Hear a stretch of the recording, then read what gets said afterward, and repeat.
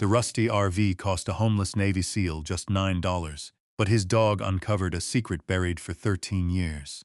Homeless at 59, a Navy SEAL spent his last $9 on a rusty RV. His dog found what they hid inside. The October storm hammered the Montana mountains as Grant Holloway and his retired military K9, Shadow, wandered with nowhere left to go. One desperate purchase bought them shelter for the night. But when Shadow began clawing at the RV's walls, he uncovered a mystery tied to a fallen teammate, a deadly betrayal, and a mission that refused to die. Comment 1 if you would follow the truth, no matter where it leads, or 0 if you'd walk away. And tell us where you're watching from. The rain began before sunset. By midnight, it had become something else.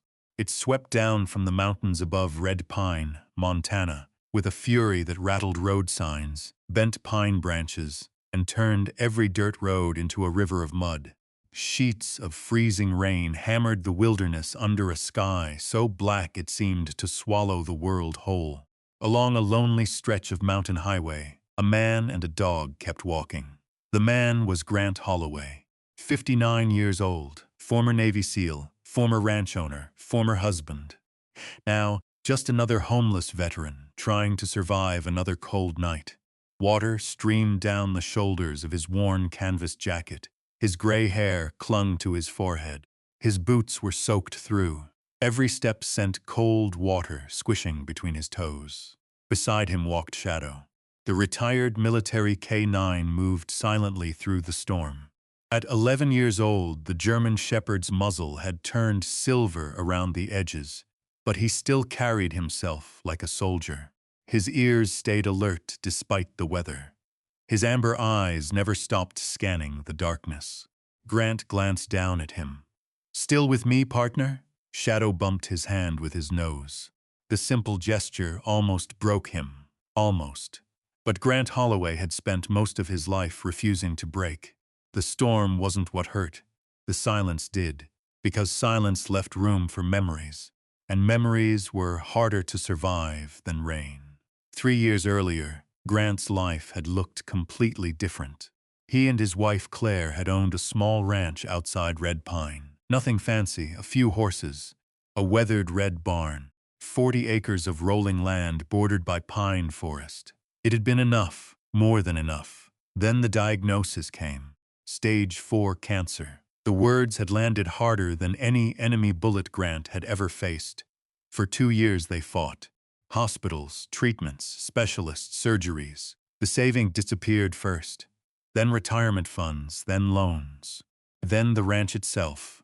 Grant sold everything without hesitation. Land could be replaced. Claire couldn't. But in the end, none of it mattered. She died on a quiet Sunday morning while holding his hand. The last thing she had said was simple. "Take care of yourself when I'm gone." He had nodded. He had lied. Because he never really intended to survive her. The months afterward blurred together. The bank took the ranch. The bills kept coming. Friends offered help. Grant refused. Pride was a dangerous thing, especially for old soldiers. Now all that remained of his former life fit inside a backpack slung over one shoulder. A change of clothes. A faded photograph of Claire, military documents, a few tools, and exactly $9. 9, not 10, not 11.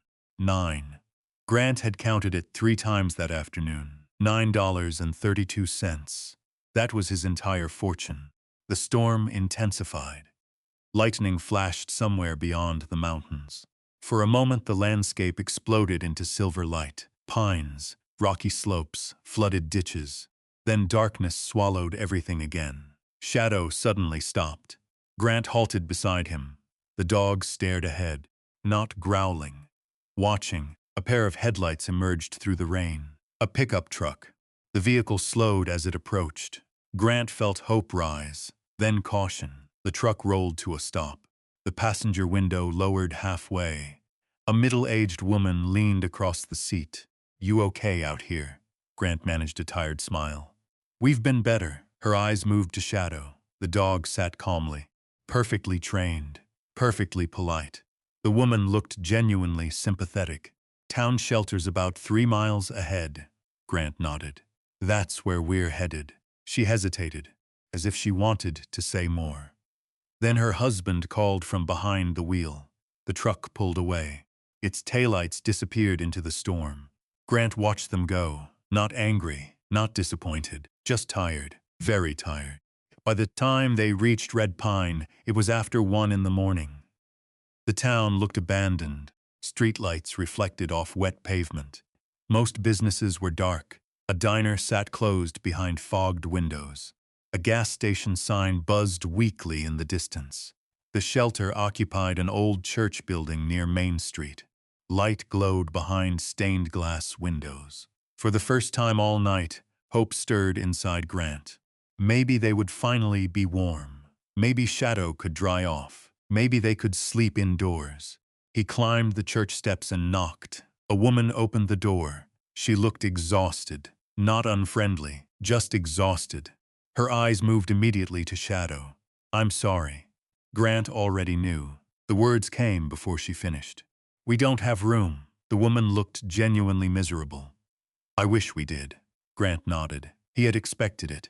The storm had pushed half the county indoors. The shelter was packed. The woman glanced at Shadow. We can't take animals either. Grant smiled sadly. Then we both stay outside. The woman looked like she wanted to argue. Instead, she handed him a paper cup. Coffee. Still hot. Good luck. Grant accepted it. Thank you. The door closed. The warmth disappeared with it. Grant stood beneath the church awning for a moment. Rain hammered the roof overhead. Shadow sat beside him, waiting, trusting. Grant stared into the darkness. He could handle being homeless. He could handle hunger, cold, pain, loneliness. But looking at Shadow made everything harder, because the dog had followed him through every disaster without complaint, without question, without ever leaving. A wave of guilt hit him. You deserved better than this. Shadow simply watched him, as if the statement made no sense, as if being together was enough. Grant rubbed behind the dog's ears. Then they started walking again. 20 minutes later, they reached the edge of town. The old gas station sat beside a line of dark pine trees. Half the lights were burned out. A faded sign creaked in the wind. Finch Service and Fuel. One pump remained operational. The others looked abandoned. Grant almost kept walking. Then he saw the RV. It sat behind the station near a chain-link fence. Rust covered most of its exterior. One window was patched with duct tape. The tires looked ancient. A hand-painted cardboard sign hung inside the windshield. For sale $9. Grant stopped, blinking. The rain streamed down his face. Surely he had read it wrong. He stepped closer. No, the sign definitely said $9. A short laugh escaped him. The first laugh he'd managed in weeks. What kind of RV costs $9? Shadow was already staring at it. Something about the old vehicle seemed to hold the dog's attention. Grant shook his head. Then a voice spoke behind him. Depends who's buying. Grant turned. An elderly man stood beneath the station awning. Stocky build, white beard, heavy work jacket. The kind of face shaped by decades of hard labor and Montana winters. The old man approached slowly. His eyes studied Grant. Then Shadow. Then Grant again, as if confirming something. You selling it? Grant asked. The old man nodded. Name's Harold Finch. Grant offered his hand. Grant Holloway. Harold shook it firmly. His gaze lingered. Recognition flickered somewhere behind his eyes, then disappeared. You interested? Grant looked at the RV, then at the $9 in his pocket, then back at Harold. You serious about the price? Harold smiled. Very serious. Why? The old mechanic looked toward the RV. Rain drummed softly against the metal roof. For a long moment, he didn't answer. When he finally spoke, his voice had changed. Quieter, older somehow. Because that's what it was always supposed to cost. Grant frowned. What does that mean? Harold's eyes shifted to Shadow. The dog hadn't moved. He was still staring at the RV, watching, waiting. The old mechanic seemed to find something unsettling in that, or perhaps comforting. Grant couldn't tell. Harold reached into his pocket. A small ring of keys appeared in his weathered hand. There are things in life you don't understand right away. Grant glanced at the keys, then back at the RV, then at the old man. Are you telling me this thing actually runs? Barely. Then why sell it for $9? Harold looked at him carefully, as though measuring him against some memory. Finally, he said, "Because I think it's been waiting for you." The storm seemed to grow quieter for a second.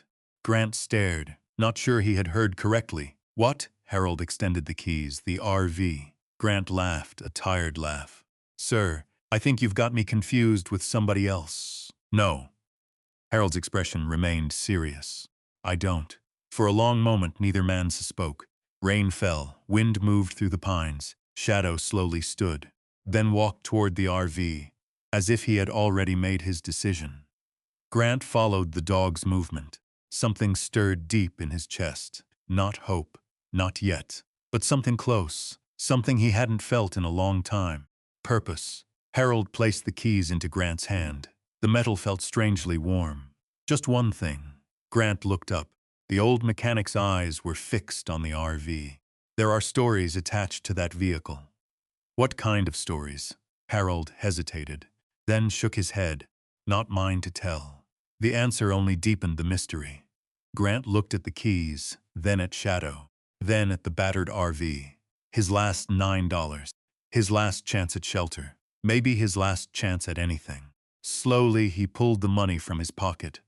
Harold accepted it without counting. $9 exactly. Not a penny more. Not a penny less. Lightning flashed over the mountains. For an instant, the RV stood illuminated against the darkness, waiting, silent, ancient, almost alive. Grant didn't know it yet. But the moment his fingers closed around those keys, the worst chapter of his life had already begun to end. And somewhere, beneath the rusted walls of that forgotten RV, a secret 13 years old was waiting for both him and Shadow to find it. Grant Holloway didn't know that as he climbed the narrow metal steps into the RV for the first time. All he knew was that he was cold, exhausted, and dangerously close to giving up. The door groaned as he pulled it shut behind him. Instantly, the sound of the storm softened. Rain still hammered the roof. Wind still rattled the old frame. But for the first time in weeks, something stood between Grant and the weather. A roof, nothing more, yet it felt like a palace. Shadow stepped inside behind him. The German shepherd paused in the entryway. His nose immediately began working. Slow, methodical, professional. Grant had seen that behavior hundreds of times during their service years.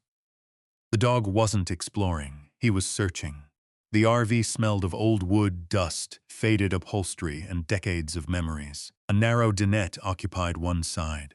A tiny kitchenette lined the other. Beyond that stretched a short hallway leading toward the rear sleeping area.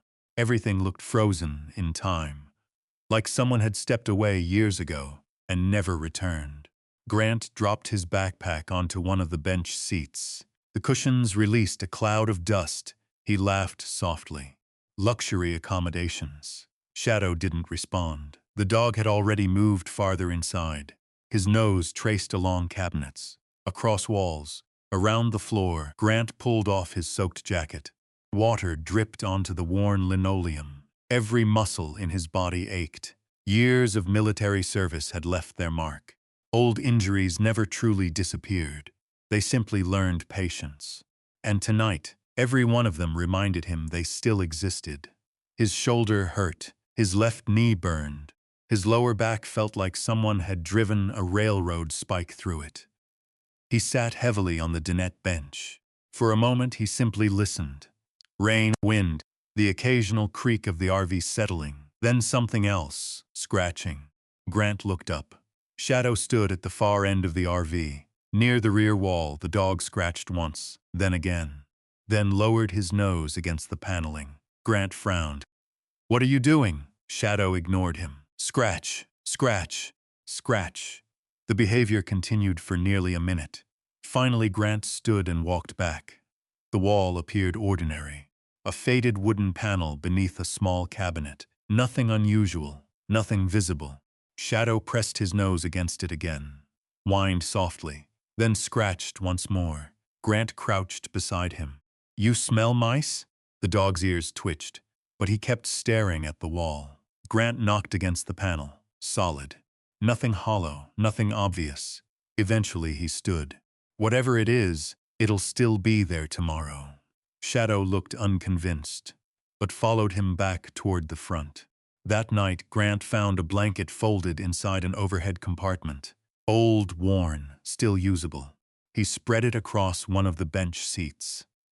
It wasn't comfortable, but comfort wasn't something he expected anymore. Outside, the storm continued raging. Inside, the RV rocked gently beneath each gust of wind. Shadow settled on the floor beside him. For the first time in days, Grant closed his eyes. Sleep came quickly, too quickly, and with it came the dreams. The desert appeared first, always the desert. Endless heat, endless sand, the smell of smoke, gunfire cracking across the darkness, men shouting, a helicopter circling overhead. Grant was younger there, stronger, moving through dust-choked streets with a rifle in his hands. Then came the explosion. It always came, the flash, the sound, the scream, someone yelling his name, then silence. Grant bolted upright, gasping. Sweat covered his face despite the cold. His heart hammered against his ribs. For one terrifying second, he didn't know where he was. Not Montana, not the RV, not the present. Then a warm nose touched his hand. Shadow, the dog, stood beside him, eyes alert, tail still, waiting, grounding him. Pulling him back, the nightmare dissolved. Grant exhaled shakily. Good boy. Shadow climbed halfway onto the bench and leaned his weight against him. Not playful, protective, the way he'd done dozens of times before. Grant wrapped one arm around the dog's neck. Outside, thunder rolled through the mountains. Inside, neither of them slept for a while. Morning arrived, gray and cold. The storm had moved east. Mist drifted between the pines. The world smelled freshly washed. Grant stepped outside, carrying an empty coffee can he'd found under the sink. The gas station looked even older in daylight. Harold Finch was already awake. The old mechanic sat in a folding chair near one of the pumps, drinking coffee from a thermos. He nodded as Grant approached. "Morning. Morning." Harold glanced toward the RV. "Still standing?" "Barely." A smile tugged at the old man's beard. "That's an improvement." Grant accepted a cup of coffee. The warmth felt miraculous. For a few minutes, neither man spoke. They simply watched fog drift through the trees. Finally, Harold asked, "You military?" Grant nodded. "Navy." The old mechanic studied him. "SEAL?" Grant looked surprised. "How'd you know?" Harold pointed toward Shadow. "Dog told me." Grant laughed. "Didn't realize he talked." "He doesn't." Harold sipped his coffee. "But military dogs carry themselves different." Grant looked toward the RV. Shadow sat inside the doorway watching them. Always watching, always alert. The old mechanic seemed strangely interested in him. Not fearful, not curious. Almost familiar. Grant noticed it immediately. "Like dogs?" Harold's expression shifted, only slightly. "Some more than others."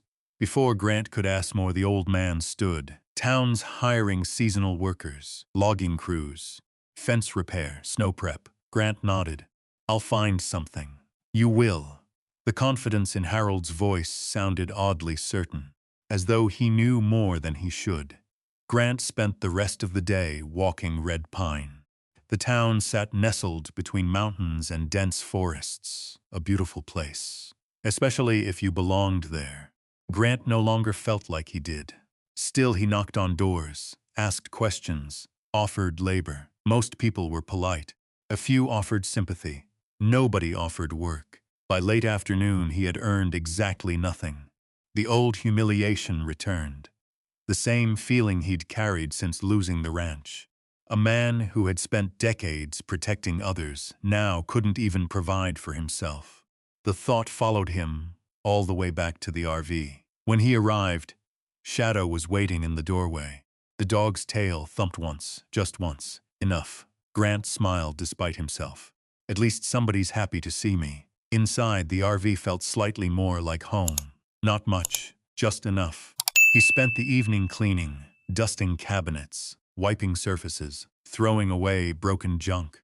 It felt good to have something to do, something useful. Then he noticed Shadow was gone. Not outside, inside. At the back, again. The dog stood facing the same wall, nose pressed against the panel, completely focused. Grant sighed. Seriously scratched. Once. Twice. Then looked back at him, not playfully, expectantly, as if trying to communicate something important. Grant walked over, examined the wall again. Nothing. No seams. No markings, no openings, just old wood. He ran his fingers across the surface. The panel felt slightly smoother in one area, but that could mean anything, or nothing, still. Something about Shadow's persistence bothered him. Military dogs weren't random creatures. They followed patterns. They trusted scent, and Shadow had never behaved like this before. Not once. The dog whined softly. Grant stared at the wall, then at Shadow, then back again. A strange feeling settled over him. Not fear, not exactly. More like anticipation, as though the RV were holding its breath, waiting. That night he dreamed again. But this time the dream was different. No explosions, no gunfire, only a voice, a familiar voice. A man laughing somewhere just beyond reach. Grant couldn't see his face, couldn't make out the words, but he knew the voice. And when he woke before dawn, he found Shadow sitting beside the rear wall once more, watching it, waiting for something or someone. Outside, the first light of morning touched the mountains. Inside the RV, Grant stared at the old paneling. For the first time, he wasn't entirely sure Shadow was wrong. And for the first time since buying the RV, he found himself wondering a question he couldn't explain. What if the dog wasn't trying to get in? What if he was trying to show him something hidden behind it? The thought followed Grant Holloway throughout the entire morning. It stayed with him while he brewed coffee on the RV's tiny stove. It stayed with him while he walked into town looking for work. And it stayed with him while Shadow trotted beside him through the cold October air, beneath skies the color of steel. The mountains surrounding Red Pine seemed closer today, darker. Their snow-covered peaks disappeared into low clouds that moved like ghosts across the ridges. Grant had spent enough years in dangerous places to trust his instincts. Something felt different now. Not dangerous. Not yet, but different. The old RV no longer felt like a random shelter he had stumbled upon during a storm. It felt intentional. That bothered him. People like Grant believed in preparation, planning cause and effect, not fate, not destiny. Certainly not old motor homes waiting 13 years for homeless veterans. Yet Harold Finch's words continued echoing inside his mind. It's been waiting for you. Grant didn't like mysteries, especially personal ones. By noon, he finally caught a break. A rancher named Pete Lawson hired him to repair storm damage along a stretch of fencing north of town. The pay wasn't much, but it was honest work, the kind Grant understood. The kind that kept his hands busy and his thoughts quiet. For 6 hours he replaced posts, stretched wire, cleared fallen branches. Shadow stayed nearby the entire time. Watching cattle, watching roads, watching everything. Old habits never left military dogs. By sunset, Grant had earned $40. The money felt heavier than it should have. Not because of the amount, because it represented something he hadn't felt in months. Dignity. As he drove the final staple into the fence, Pete handed him the cash. You do good work. Grant nodded. Thank you. You need more next week? I do, Pete smiled. You got it. The simple conversation warmed him more than the money. People hadn't looked at him like a useful man in a long time. Most saw grief, homelessness, age. Very few still saw value. The sun was dropping behind the mountains when Grant and Shadow returned to the RV. The pine forest surrounding Harold's gas station glowed gold beneath the last light of day. For a few minutes, the world looked beautiful again. Then Shadow jumped from the truck bed and immediately headed toward the rear of the RV. Grant sighed. Back to work, huh? The dog disappeared inside. Moments later came the familiar sound. Scratch, scratch, scratch. Grant laughed despite himself. You are stubborn, the scratching continued. Unrelenting, focused, determined. Exactly like the dog himself. Eventually, Grant climbed inside, carrying a flashlight and a small toolbox he had found beneath one of the RV seats. If Shadow wanted him to investigate, fine. He would investigate. The rear wall stood exactly as it had before. Faded paneling, a narrow overhead cabinet. Nothing unusual, nothing obvious. Grant ran the flashlight beam across every inch of it. The light revealed scratches, dust, water stains. Years of neglect, then something else. A tiny difference in color, barely noticeable. A section of wood slightly darker than the surrounding panel. Grant leaned closer. Interesting. He traced his fingers along the edge. The seam felt different. Not much, just enough. Shadow immediately stood. His tail stiffened, his ears rose. The dog's entire posture changed. Grant felt his pulse quicken. Slowly, he reached for a screwdriver. The screws securing the small overhead cabinet looked newer than the others. Not new, just newer, as if someone had removed them years ago and then carefully put them back. Grant began unscrewing them one by one. The cabinet door creaked open. Inside sat a collection of forgotten junk. Old maps, broken sunglasses, rusty batteries, nothing special, at first. Then Grant noticed something tucked into the far corner, hidden behind a loose section of wood, a small metal object. His hand froze. Slowly he reached inside, pulled it free and stared. For several seconds he couldn't breathe. The challenge coin rested in his palm, heavy, worn, familiar. A silver Navy SEAL challenge coin. Its edges had been rubbed smooth by years of handling. The insignia remained visible despite age. The eagle, the anchor, the trident. Grant knew this coin, not because he recognized the design, because he recognized the scratch running across one side, a deep mark crossing the surface diagonally. He had seen it 1,000 times. His heart began hammering. No. Shadow stepped closer. The dog's nose immediately touched the coin. His entire body became still. Grant turned it over. There, engraved across the back, Nathan Cross. The world seemed to tilt. For a moment, the RV disappeared. The mountains disappeared. The years disappeared. All that remained was memory. Nathan Cross laughing beside a campfire. Nathan Cross carrying 80 pounds of gear through desert heat. Nathan Cross teasing him mercilessly after every failed poker game. Nathan Cross saving his life. The memory arrived with brutal clarity. Afghanistan. 13 years earlier. Night operation. Everything going wrong. An ambush. Explosions. Chaos. Grant trapped beneath collapsing debris. Unable to move. Unable to breathe. He still remembered the panic. The certainty that he would die there. Then Nathan appeared. Ignoring enemy fire, ignoring orders to pull back, ignoring everything except his teammate. Nathan had dragged him out, carried him, protected him, saved him. Months later, Nathan himself had vanished during another mission. Officially killed, officially buried, officially gone. Grant had stood beside the grave. He had folded the flag. He had mourned his friend. Now he was holding Nathan's coin inside an RV purchased for $9. His hands trembled. How? The question barely escaped his lips. Shadow whined softly. The dog refused to stop smelling the coin. Grant looked down. A strange expression crossed his face. Confusion, shock, disbelief. Then something else. The first seed of suspicion. Because Shadow wasn't behaving normally. The dog knew this scent, not vaguely.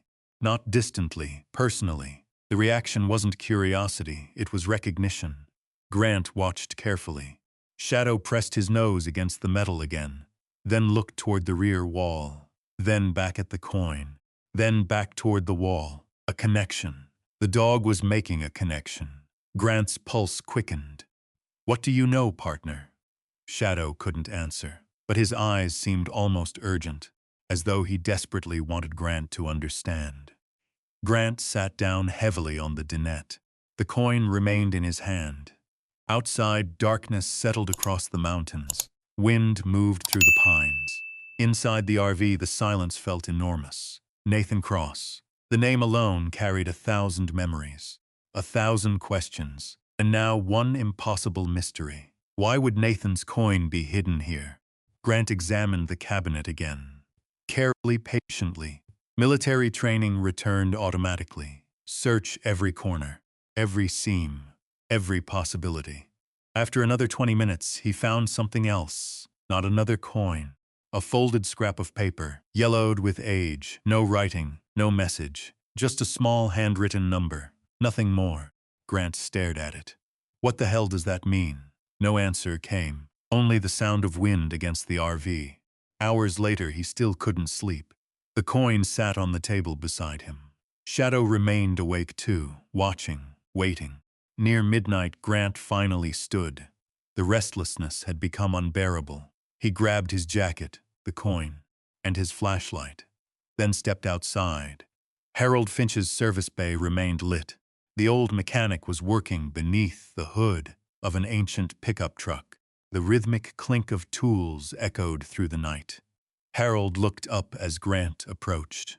Immediately, his eyes dropped to the object in Grant's hand, the challenge coin. For the first time since meeting him, the old man's face lost all expression. Silence stretched between them.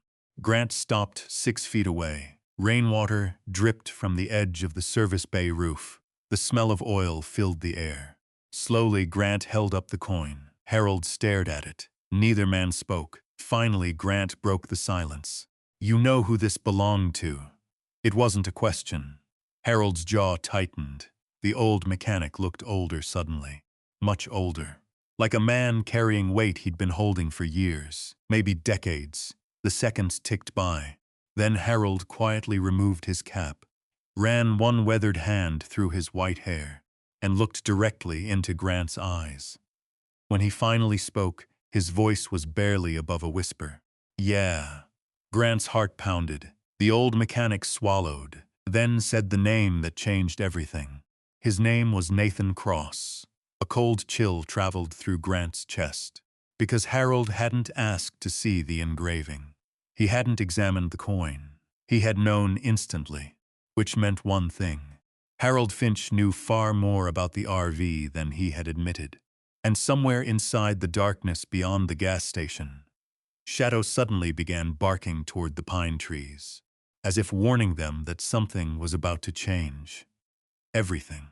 Shadow's bark echoed through the darkness beyond the gas station. Once, twice, then silence. Grant turned toward the pine trees. The forest stood motionless beneath the moonlight. Nothing moved. Nothing that he could see. But years of military experience had taught him something important. Sometimes the most dangerous thing in the world was what you couldn't see. Harold Finch seemed to understand that too. The old mechanic glanced toward the trees, before returning his attention to the challenge coin in Grant's hand. His face had gone pale, not frightened, burdened, like a man suddenly confronted by a memory he had spent years trying not to revisit. Grant took a step closer. "You knew, Nathan." Harold didn't answer immediately. Instead, he pulled a rag from his pocket and slowly wiped his hands, buying time, gathering thoughts. Finally, he nodded. "Yeah, how well?" The old mechanic stared out into the night. "Well enough." Grant's jaw tightened. That wasn't an answer, at least not a useful one. "Nathan was my teammate." Harold nodded again. "I know." Grant froze. The words landed harder than expected. "You know?" "I know exactly who you are, Grant Holloway." The air seemed to leave the room. For a moment, neither man moved. The only sound came from the ticking engine of the pickup truck inside the service bay.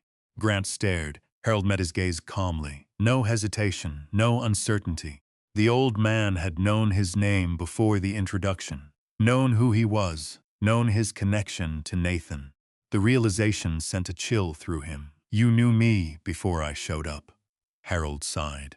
"Yeah, how?" The old mechanic looked tired suddenly, very tired. Like someone carrying a secret that had grown heavier with each passing year. You ever have somebody ask you to do something? Grant folded his arms. Depends. Something important. The old man looked toward the RV. Something you spend years waiting to finish. Grant followed his gaze. The RV sat quietly beneath the gas station lights. Its rusted frame gleamed silver beneath the moon. Harold shook his head. Not tonight. What? Not tonight. Frustration rose inside Grant. Nathan's coin was hidden inside that RV. I know. You knew. I did. You know why? Harold hesitated, then slowly shook his head. No. The answer surprised Grant because it sounded honest. The old man wasn't lying. He genuinely didn't know. Or at least not everything. Harold rubbed his jaw. Listen to me carefully. Grant waited.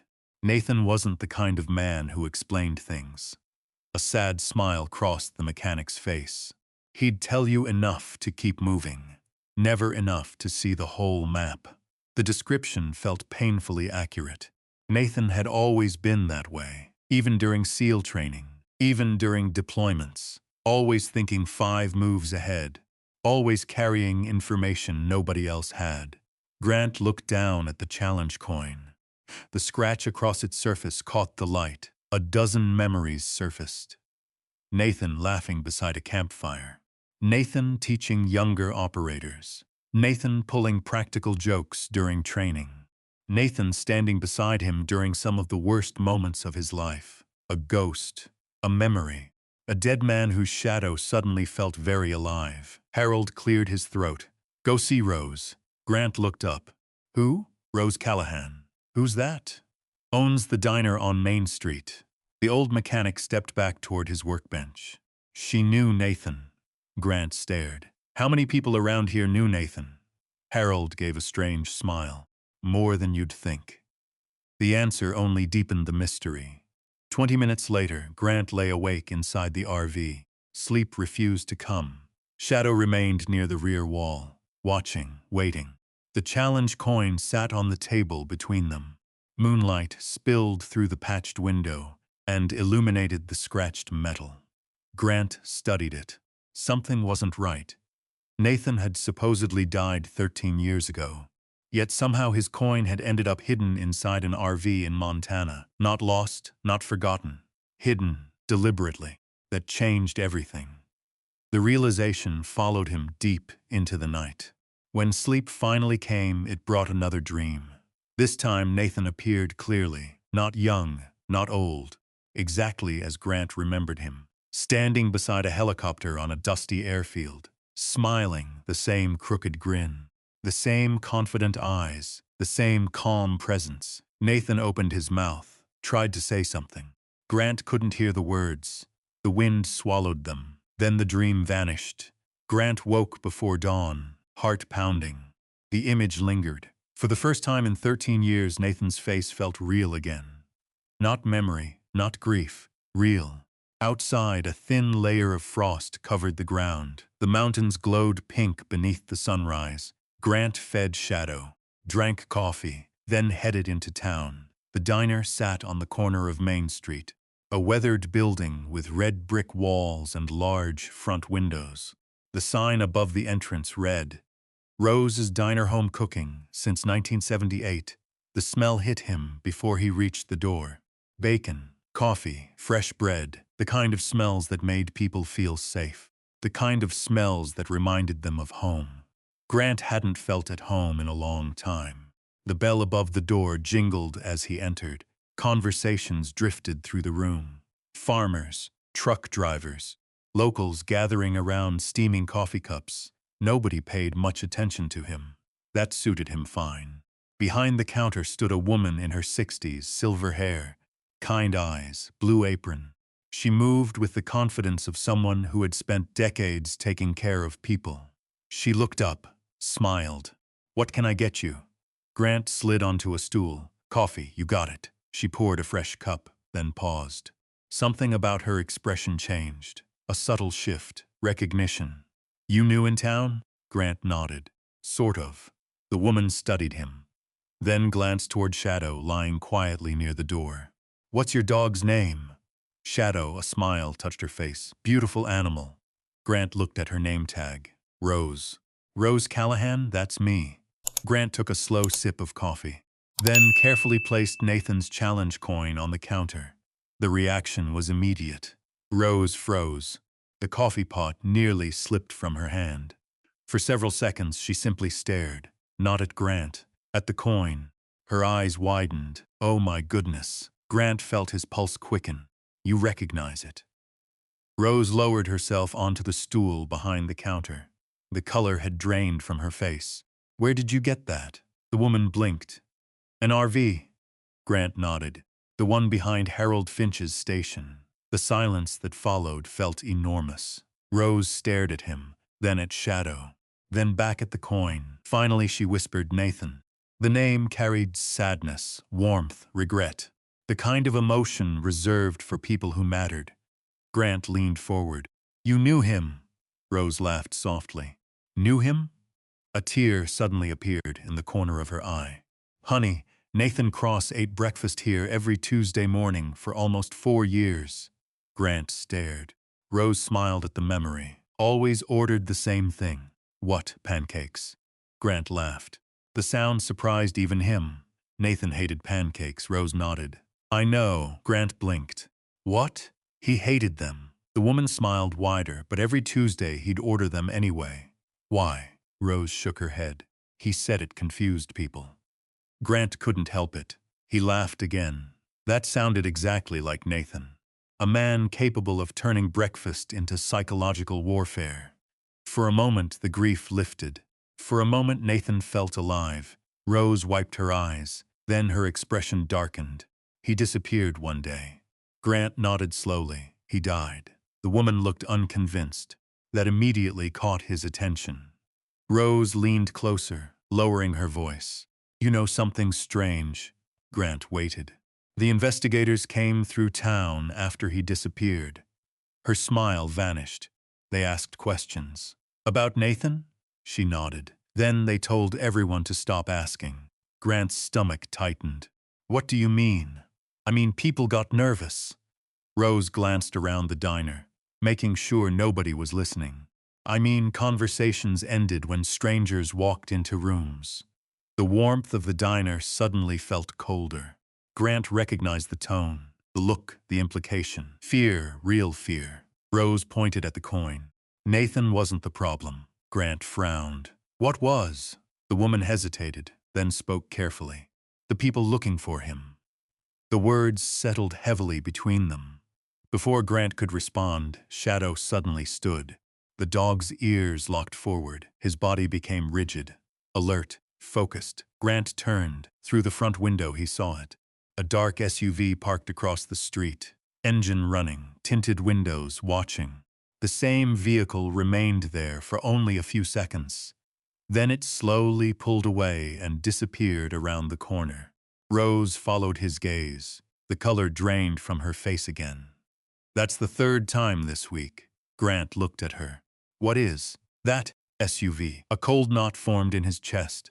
Outside, the vehicle vanished into the streets of Red Pine. Maybe he wasn't the only person asking questions. And maybe someone else already knew he had started. Grant sat motionless inside Rose's diner long after the dark SUV disappeared. The coffee in his cup had gone cold. Across the room, conversations resumed.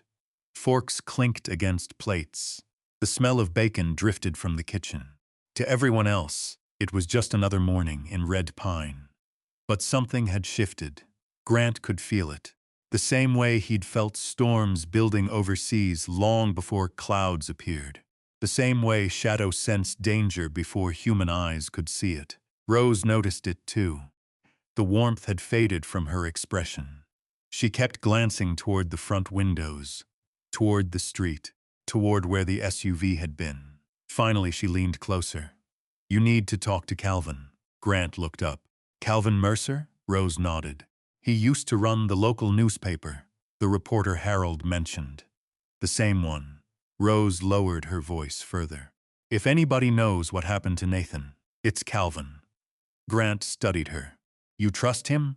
The answer came immediately. With my life. Outside, clouds gathered over the mountains. The first snow of the season, threatened the higher elevations. By the time Grant left the diner, the sky had turned gray. Shadow walked beside him. The dog's ears remained alert. Twice during the walk, he glanced behind them, checking, watching. Grant noticed. Military dogs never did anything without reason. That made him check too. Nobody followed them. At least nobody visible. Still, the feeling remained. A sensation between the shoulder blades. The awareness of unseen eyes. The address Rose provided led to the edge of town. A narrow road climbed toward a ridge overlooking red pine. Pine trees crowded both sides. Old snow lingered in the shadows beneath them. The cabin appeared around a bend, small, weathered. Surrounded by stacks of books visible through large front windows, smoke curled from a stone chimney. A pickup truck sat outside beneath a layer of fallen pine needles. Shadow stopped, lifted his nose, then continued.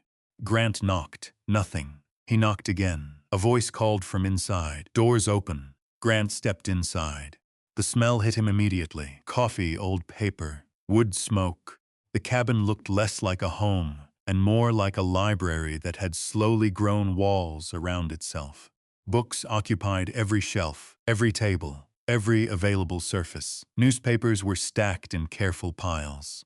Maps hung from walls. Photographs covered corkboards. And sitting in the middle of it all was Calvin Mercer. The retired journalist looked exactly like someone who had spent 40 years chasing stories. Thin, sharp-eyed, silver-haired. A flannel shirt beneath a worn jacket, reading glasses balanced low on his nose. The old man glanced up from a file. His eyes landed on Grant, then on Shadow, then back to Grant. A strange expression crossed his face. Recognition. Not surprise. Recognition. Grant immediately noticed. "You know who I am," Calvin sighed. "You're Grant Holloway, not a question." Grant nodded slowly. The journalist leaned back. "Then I suppose Nathan finally found a way to reach you." The words sent a chill through the room. For several seconds nobody spoke. The fire crackled softly inside the stone fireplace. Outside, wind moved through the trees. Finally, Grant held up the challenge coin. Calvin stared at it. A shadow passed across his face. "Nathan's." Grant nodded. "You knew him." A sad smile appeared. "Better than most." The journalist removed his glasses, folded them carefully, set them aside, then pointed toward a chair. "Sit down."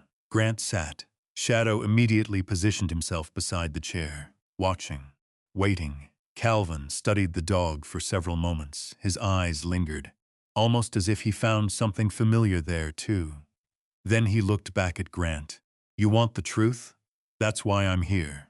The journalist nodded. "Then understand something first." Grant waited. "Nathan Cross was one of the bravest men I ever met." The room grew quieter. "He wasn't a politician," Calvin continued. "He wasn't a businessman. He wasn't chasing money." The old reporter looked toward one of the photographs hanging on the wall. A younger Nathan stood beside several men in military uniforms, smiling, alive. He was trying to stop something. Grant felt his pulse quicken. "What?" Calvin hesitated, then stood. He crossed the room and opened a filing cabinet. For several moments, papers rustled. Folders shifted. Eventually, he returned, carrying a thin manila envelope. The envelope looked old. Very old. The journalist placed it on the table, carefully, like something fragile. "What is this?" Calvin opened it. Inside were photocopies, reports, photographs, news clippings. Grant picked up the first page. His eyes moved across the text, then stopped. The headline read, "Local Defense Executive Honored for National Security Contributions." Below it appeared a photograph. A man in a suit, dark hair, confident smile, standing beside politicians. Grant frowned. "Who is this?" The answer came quietly. "Victor Kane." The name meant nothing yet. Calvin watched him closely.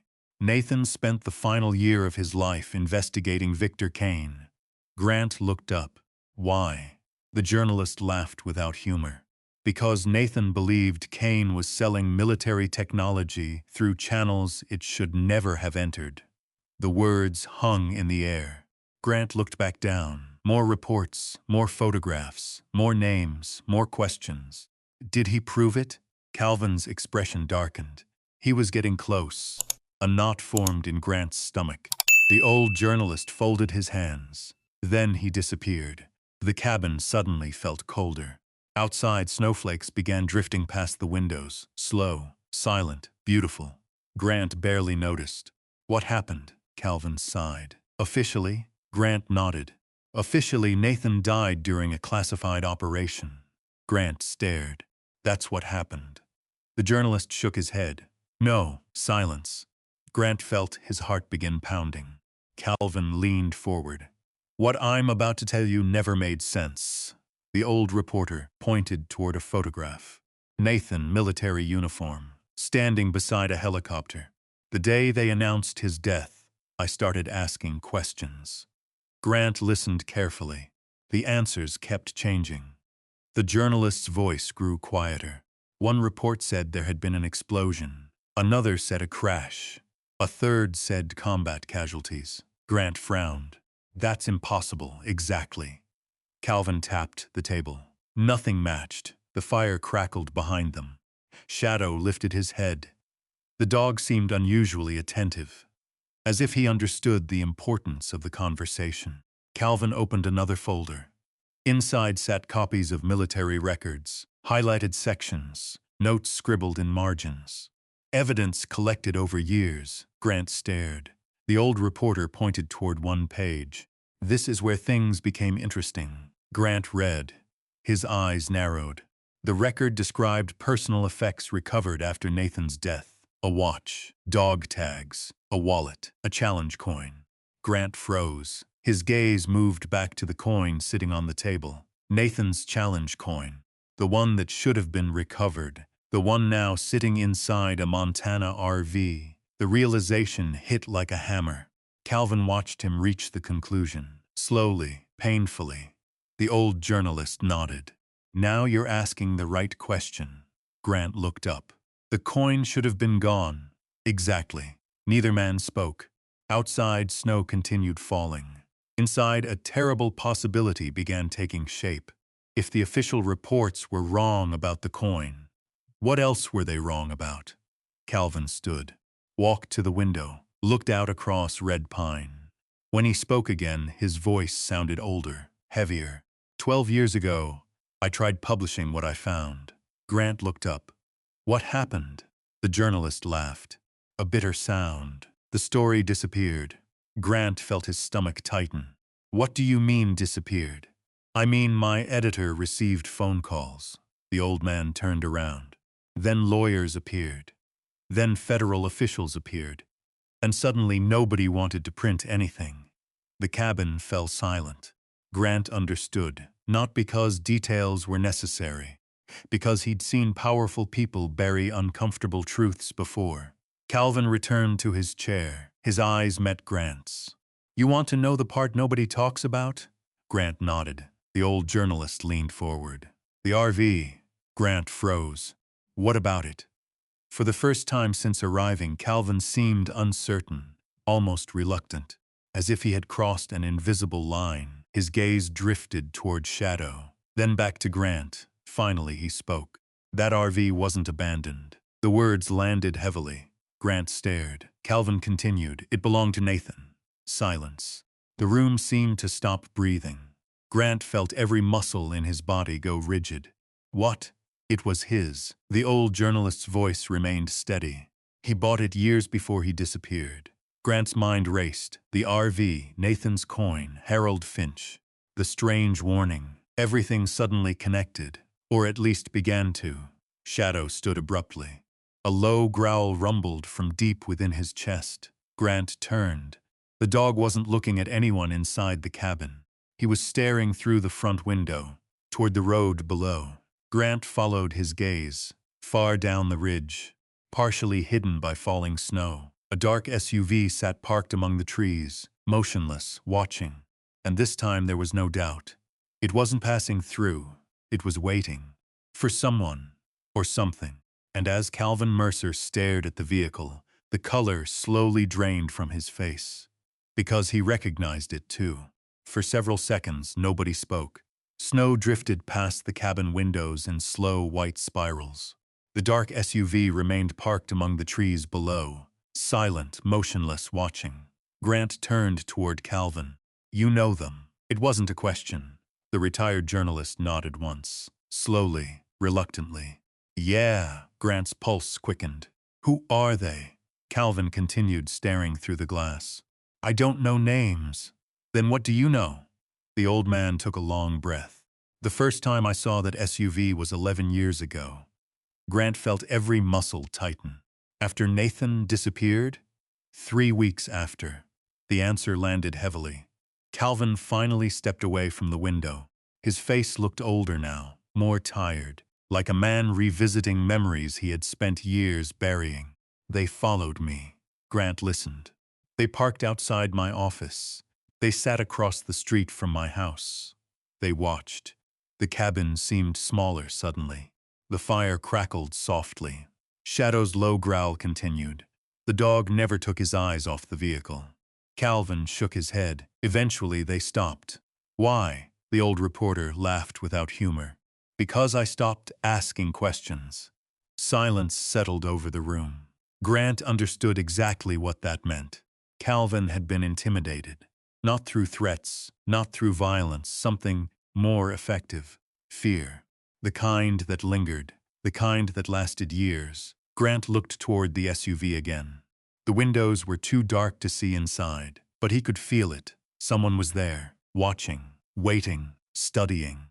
The same way predators studied prey. The realization angered him, not because he was afraid, because someone thought he should be. That never sat well with men like Grant Holloway. Finally, Calvin spoke again. "You need to leave." Grant looked at him. "What?" "Right now." The journalist pointed toward the road. "Go back to town." Grant frowned. "I'm not finished. You are for today." Calvin's voice grew firmer. "If they're watching, they already know too much." The old reporter gathered the folders from the table, returning them to the cabinet, locking it, ending the conversation, at least for now. Grant stood. Shadow immediately moved beside him. Calvin walked them to the door. Before Grant stepped outside, the journalist placed one hand on his shoulder. There was genuine concern in his eyes. The concern of a man who understood the danger better than he wanted to explain. "Grant." "Yeah?" "If Nathan hid something." The old man hesitated, then continued. "Don't assume you've found it yet." The words lingered. Grant nodded, then stepped into the falling snow. The SUV was gone. Only fresh tire tracks remained on the road below. By the time Grant returned to Harold Finch's gas station, dusk had settled across the mountains. The storm had strengthened. Wind pushed snow across the highway in long white sheets. The pine forest swayed beneath darkening skies. Harold stood beneath the service bay awning, drinking coffee. He spotted Grant immediately, then noticed the expression on his face. "Calvin tell you?" Grant walked closer. "He told me the RV belonged to Nathan." The old mechanic nodded. No surprise, no denial, just confirmation. Grant stopped beneath the awning. Snowflakes melted across his jacket. "Why didn't you tell me?" Harold looked toward the RV. Its rusted silhouette sat at the edge of the lot, waiting, just as it had for 13 years. "Because it wasn't my story to tell." Grant stared. The answer frustrated him. Yet somehow he understood. Harold had been protecting something, or someone, for a very long time. The mechanic sighed. "Nathan gave me instructions." "What instructions?" Harold smiled sadly. "The fewer questions I answered, the better." Grant shook his head. "That's not enough anymore." "No." The old man looked toward Shadow. The dog had already moved toward the RV. His tail stiff, his ears alert. Once again he headed directly toward the rear section. The same wall, the same location, the same obsession, Harold noticed. A strange look crossed his face. Then he quietly said something unexpected. "He's doing it again." Grant froze. "What?" Harold's eyes remained on Shadow. "Exactly what Nathan said he'd do." The world seemed to stop. Grant stared. "What are you talking about?" But Harold didn't answer. Not immediately. Instead, he took another sip of coffee, gathering courage. When he finally spoke, his voice was almost lost beneath the wind. 13 years ago. Grant listened carefully. Nathan brought the RV here. The old mechanic's gaze drifted toward the mountains. He stayed 3 nights. Then what? He told me someone would come eventually. Grant's heart pounded. Who? Harold looked directly at him. The right man. The answer sent a chill through him. And the dog? Harold's expression changed, a faint smile, almost nostalgic. Nathan said I'd know the dog. Grant felt confusion growing. What does that mean? The mechanic shook his head. I don't know. For the first time, Grant believed him. Harold genuinely didn't understand all of it. He had simply followed instructions. For 13 years, a gust of wind rattled the service bay doors. Snow thickened. Dark clouds rolled over the mountains. The storm was arriving fast. Then Shadow barked, loud, sharp, urgent. Both men turned. The dog stood beside the RV, directly over the rear floor section, barking at Grant, then at the ground, then back at Grant again and again. Grant felt something shift inside him, a realization. Maybe they had been looking in the wrong place. The wall, the cabinet, the coin. Those had only been clues, not the destination. He walked toward the RV. Shadow immediately began scratching. Not at the wall this time. At the floor, Grant froze. The dog had never done that before. The scratching intensified, faster, more desperate, almost frantic. Harold suddenly stepped forward. His coffee cup slipped from his hand and hit the pavement. Neither man noticed, because both were staring at the exact same spot. The rear floor panel, near the corner, beneath an old rug. Grant slowly pulled the rug aside. The wood underneath looked ordinary. At first, then he noticed faint lines, almost invisible, rectangular, engineered, deliberate. His pulse accelerated. Harold's face had gone completely pale. Oh my God. Grant looked up. What? The old mechanic whispered. I never saw that. The words carried genuine shock. 13 years, and he had never seen it. Grant grabbed a flashlight, knelt, examined the floor closely. The lines formed a perfect square. Approximately 3 feet wide, built directly into the frame. Hidden beneath years of dirt and wear, Shadow whined, then placed one paw directly on top of it, as if marking the target. Grant ran his fingers along the seam. Metal, not wood. Metal hidden beneath wood. His breathing slowed. Military training taking over. Search, observe. Analyze. The storm outside intensified. Rain mixed with snow. Wind shook the RV. Thunder rumbled across distant mountains. Grant found a screwdriver, then a pry bar. Carefully, he began working along the edge. Minutes passed. Nothing moved. The hatch remained sealed. Then the first bolt appeared. Steel, heavy-duty, industrial. His heart hammered. This wasn't storage. This wasn't an accident. Someone had built this, purposefully, professionally, for concealment. Harold stood silently behind him. Watching, the old mechanic looked shaken, more shaken than Grant had ever seen. Finally he spoke, his voice barely audible. I remember now. Grant looked up. What? Harold swallowed hard. Nathan asked me a question. The storm boomed overhead. Lightning flashed beyond the windows. What question? The mechanic stared at the hatch. He asked me if I believed some things were worth waiting for. Grant felt a chill. Harold continued. I told him yes. The old man laughed softly. A broken laugh. He said good. Another flash of lightning illuminated the RV. For a brief moment, every shadow disappeared. Then darkness returned. Harold looked at Grant. His eyes glistened. Nathan told me if the right man ever found this. He pointed toward the hatch. It would mean he hadn't failed. Silence. Only rain. Only wind. Only the sound of Shadow's breathing. Grant stared at the hidden compartment. The realization settled over him. This wasn't coincidence. It never had been. Nathan had planned this. Years before his disappearance. Years before Grant lost everything. Years before he became homeless. Years before he walked into Red Pine with Shadow, the RV, the challenge coin. The clues, the waiting, all of it. planned, the weight of that truth settled heavily inside him.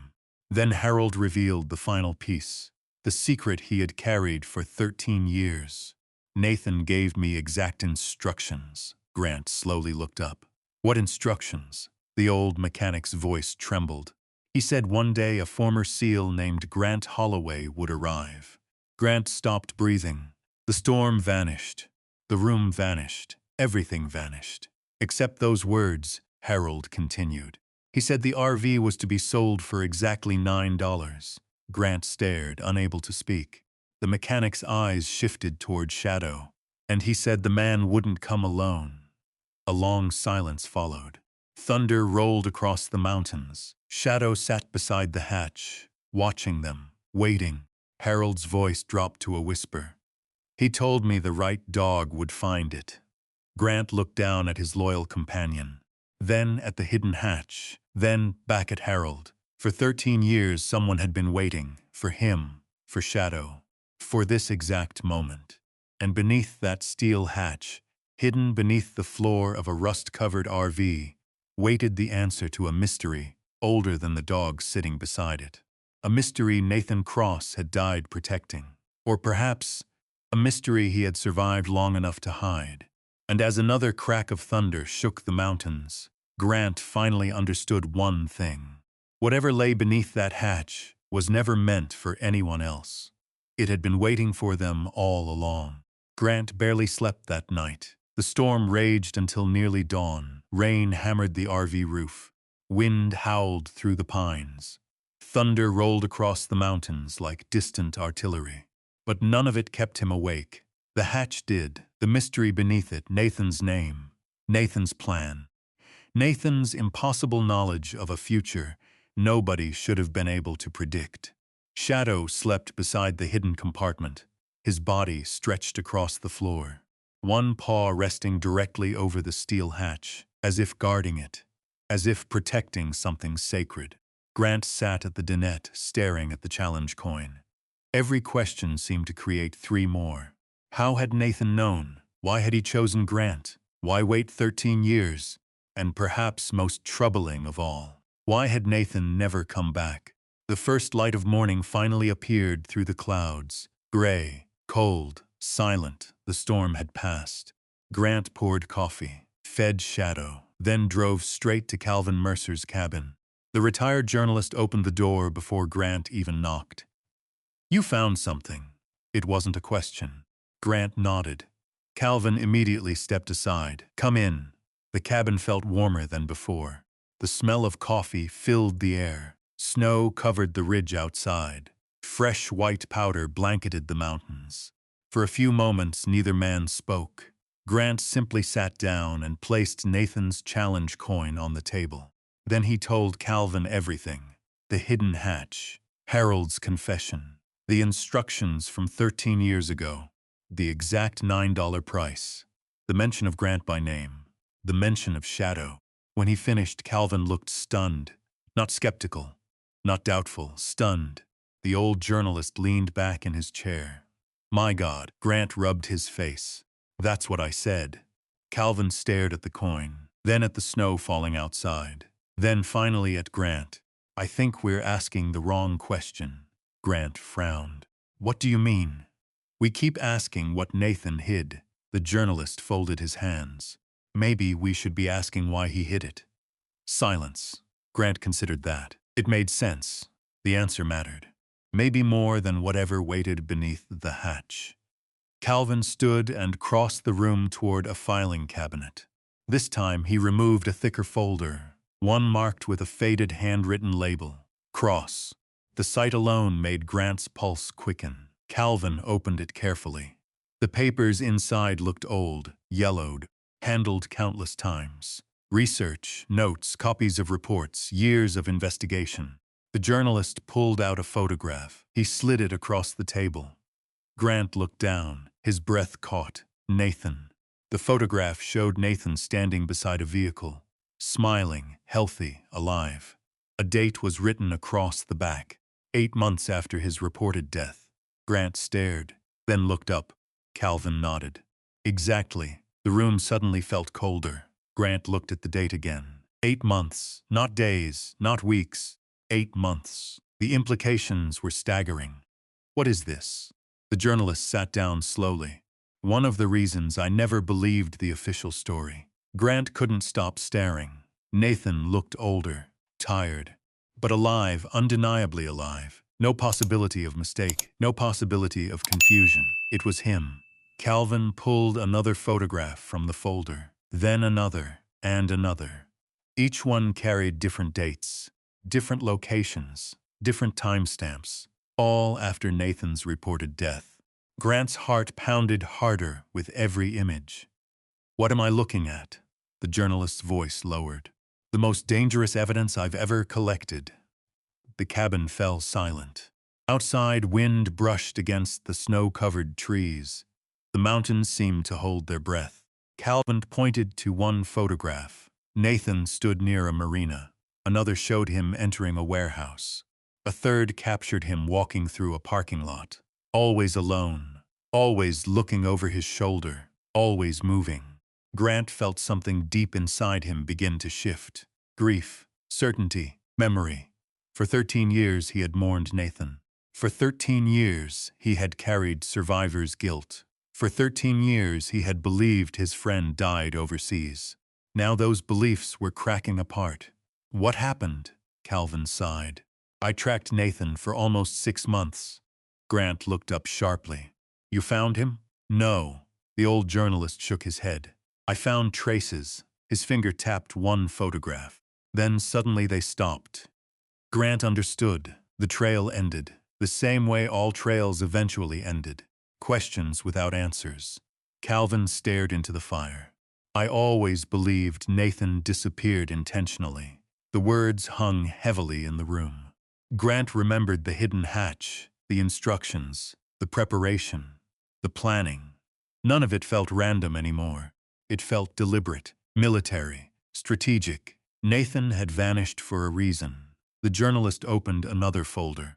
This one thinner, more fragile. Inside sat a single document, an official military report. Calvin slid it forward. Grant read. Immediately something felt wrong. The language, the wording, the details, or rather, the lack of details.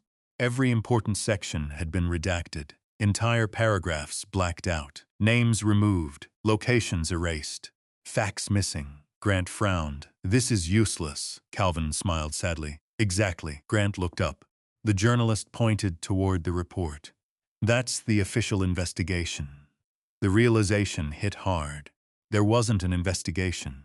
At least not a real one. There was only paperwork. Paperwork designed to end questions. Paperwork designed to close a file. Grant looked back down. One section remained visible. Recovered remains could not be conclusively identified. His pulse stopped. For several seconds he simply stared. Then read it again and again. The words didn't change. Recovered remains could not be conclusively identified. Grant slowly looked up. Calvin nodded. There it is. The room suddenly felt very small, very quiet. Grant remembered Nathan's funeral, the folded flag, the speeches, the military honors, the grief, all built upon certainty. Yet here sat official evidence proving certainty never existed. The body had never been positively identified, not conclusively, not scientifically, not beyond doubt. Everything inside Grant shifted. A memory surfaced. Afghanistan. A mission briefing. Nathan laughing. Nathan saying something strange before deployment. If they ever tell you a story too quickly, don't believe it. At the time it had sounded like one of Nathan's usual jokes. Now it felt like a warning. Grant lowered the report. My God. Calvin nodded slowly. Welcome to the reason I've spent 13 years chasing this. The silence stretched. Neither man spoke. Neither needed to. The truth had arrived. Not completely, but enough. Enough to change everything. Nathan Cross may not have died when everyone believed he had. The possibility hung in the air. Terrifying. Hopeful. Painful. Grant felt tears threatening. Not because Nathan might have survived. Because if Nathan had survived, he had survived alone. Running, hiding, fighting for years. The thought broke his heart. Shadow suddenly stood. The dog walked across the room, then rested his head against Grant's knee. The gesture was simple, familiar, comforting. Grant placed a hand on his partner's head. The old dog remained perfectly still, steady, present, the same way he always had been. Calvin watched them quietly, then said something unexpected. "There's another reason I wanted to see Shadow." Grant looked up. "What?" The journalist hesitated. For the first time, genuine uncertainty appeared on his face. He seemed almost reluctant, as though speaking the thought aloud might somehow make it real. Finally, he stood, walked toward a bookshelf, removed a photograph and carried it back. Grant looked down. The image was old, faded, taken years earlier. Several military handlers stood beside working dogs, training exercise, military base, nothing unusual, until Grant saw the man kneeling beside one of the dogs, Nathan, a much younger Nathan, smiling. His arm wrapped around the shoulders of a black German shepherd. Grant froze. The dog looked familiar, very familiar, almost impossibly familiar. Calvin watched his reaction. Neither man spoke. The similarity was undeniable. The same black coat, the same amber eyes, the same white marking beneath the chest. Grant's pulse accelerated. "No," Calvin said nothing.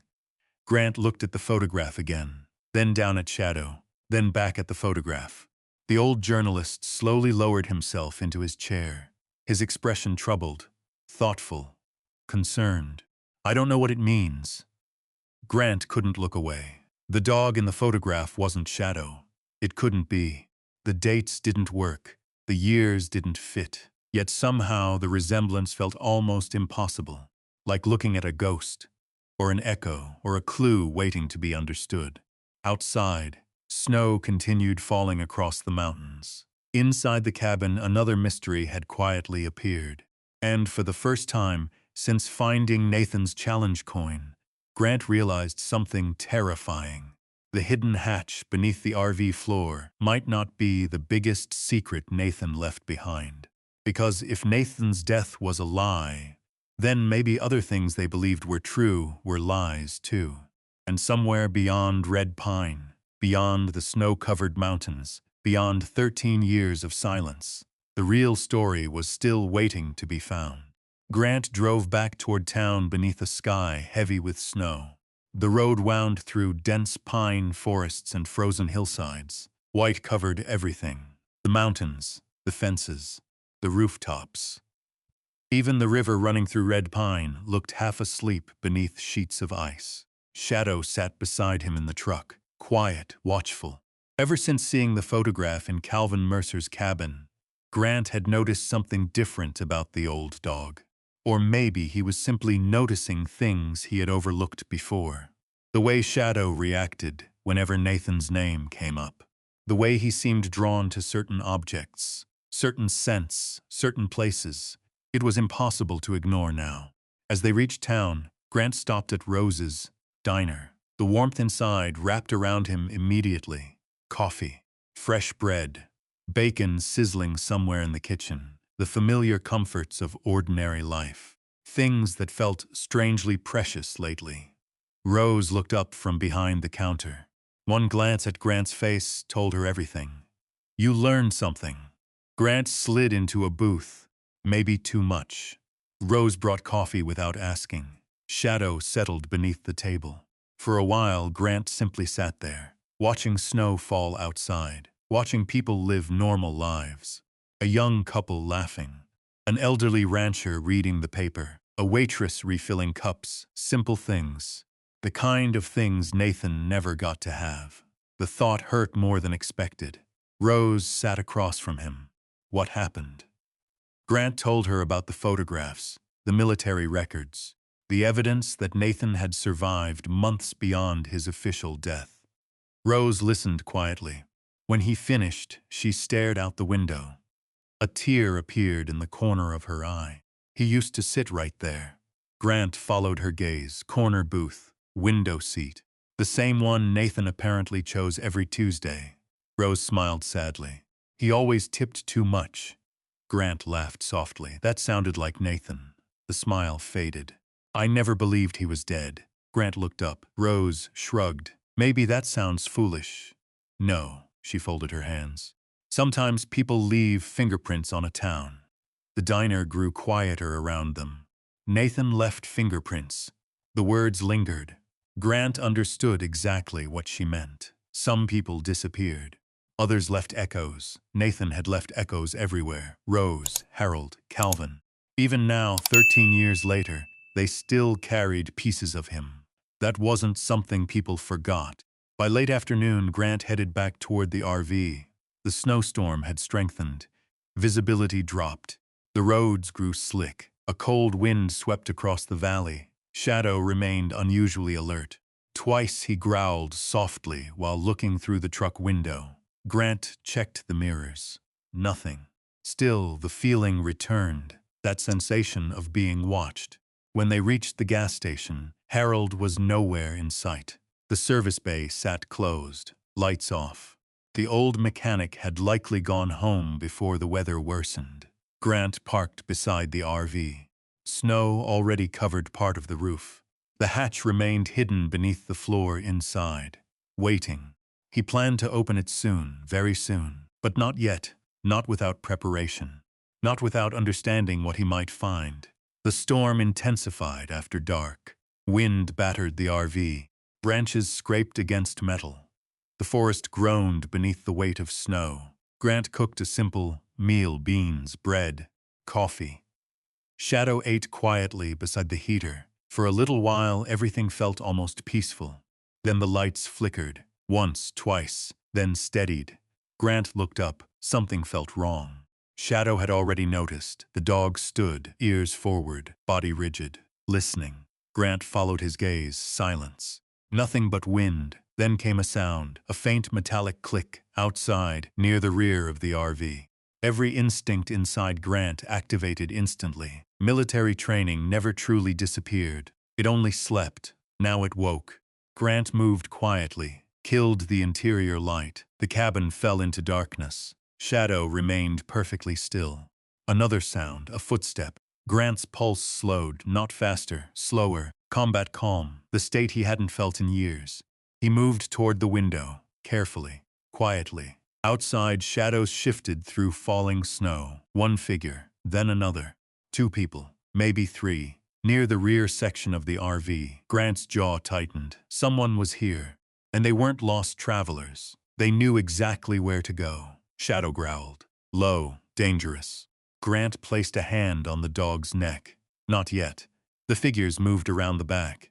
One shined a flashlight beneath the RV. Searching, looking, Grant felt cold certainty settle over him.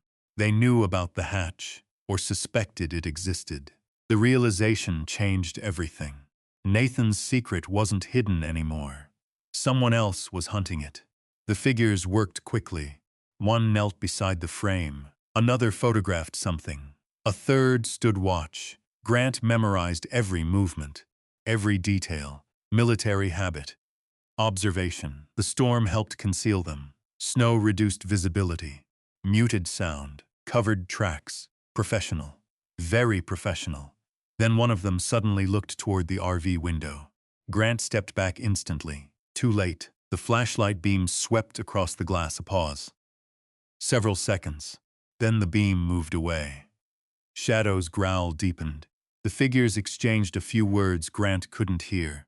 Then, just as suddenly as they appeared, they left, disappearing into the storm.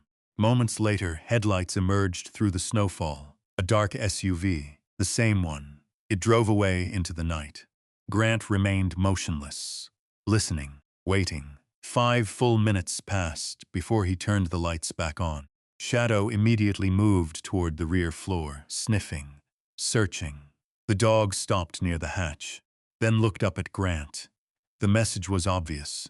They came for this. Grant felt his stomach tighten. The game had changed. The mystery was no longer buried. People were actively searching for it, and that meant time was running out. The next morning he drove to Calvin's cabin. The journalist listened carefully. Every detail, every observation, every movement of the intruders. When Grant finished, Calvin looked deeply troubled. "They know," Grant nodded. "I think so. The old man rubbed his face. I was afraid of this. What does it mean? Calvin stared toward the mountains. It means Nathan hid something important enough to make people nervous 13 years later. Silence followed. Then Calvin looked directly at him. You need to open that hatch. The words landed heavily. Grant already knew. The waiting was over.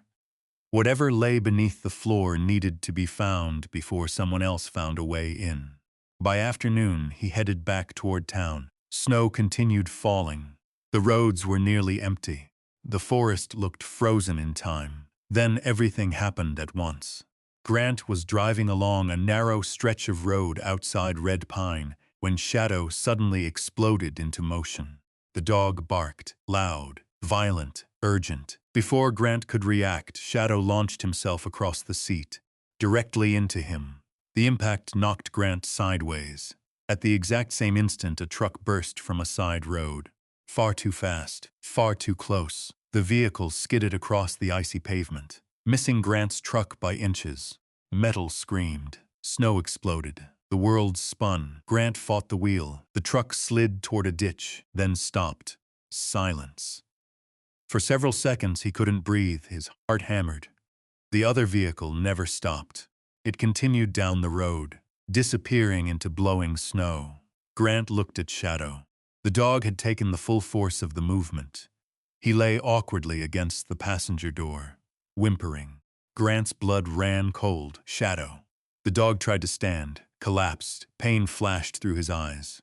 Grant's chest tightened. No. Not Shadow, not him, not after everything. He climbed from the truck. Snow swirled around him. The road stood empty. The other vehicle was gone. Gone too quickly, too conveniently. Grant knew what accidents looked like. This hadn't felt like one, it felt deliberate. But none of that mattered now. Shadow whined again. Grant rushed back. The dog was trembling. One front leg hung awkwardly. Injured, maybe broken. Fear hit harder than anything he'd experienced since arriving in Red Pine. Harder than the mystery. Harder than Nathan. Harder than the SUV. Because this wasn't evidence. This wasn't history. This was family. Grant carefully lifted the dog into his arms.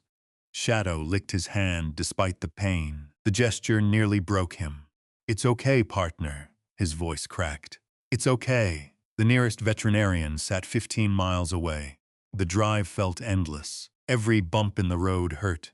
Every minute stretched forever. Shadow remained quiet, too quiet. Grant kept one hand on the dog's neck the entire drive, feeling the heartbeat, making sure it remained steady.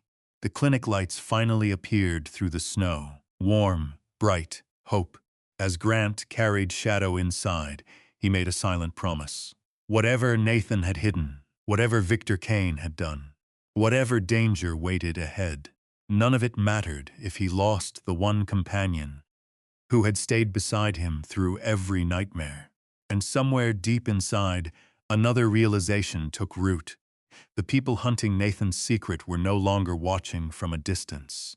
Now they were close, very close, and they had just shown Grant exactly how far they were willing to go. The veterinary clinic sat at the edge of Red Pine beneath a blanket of falling snow. Warm yellow light spilled from the windows into the darkness.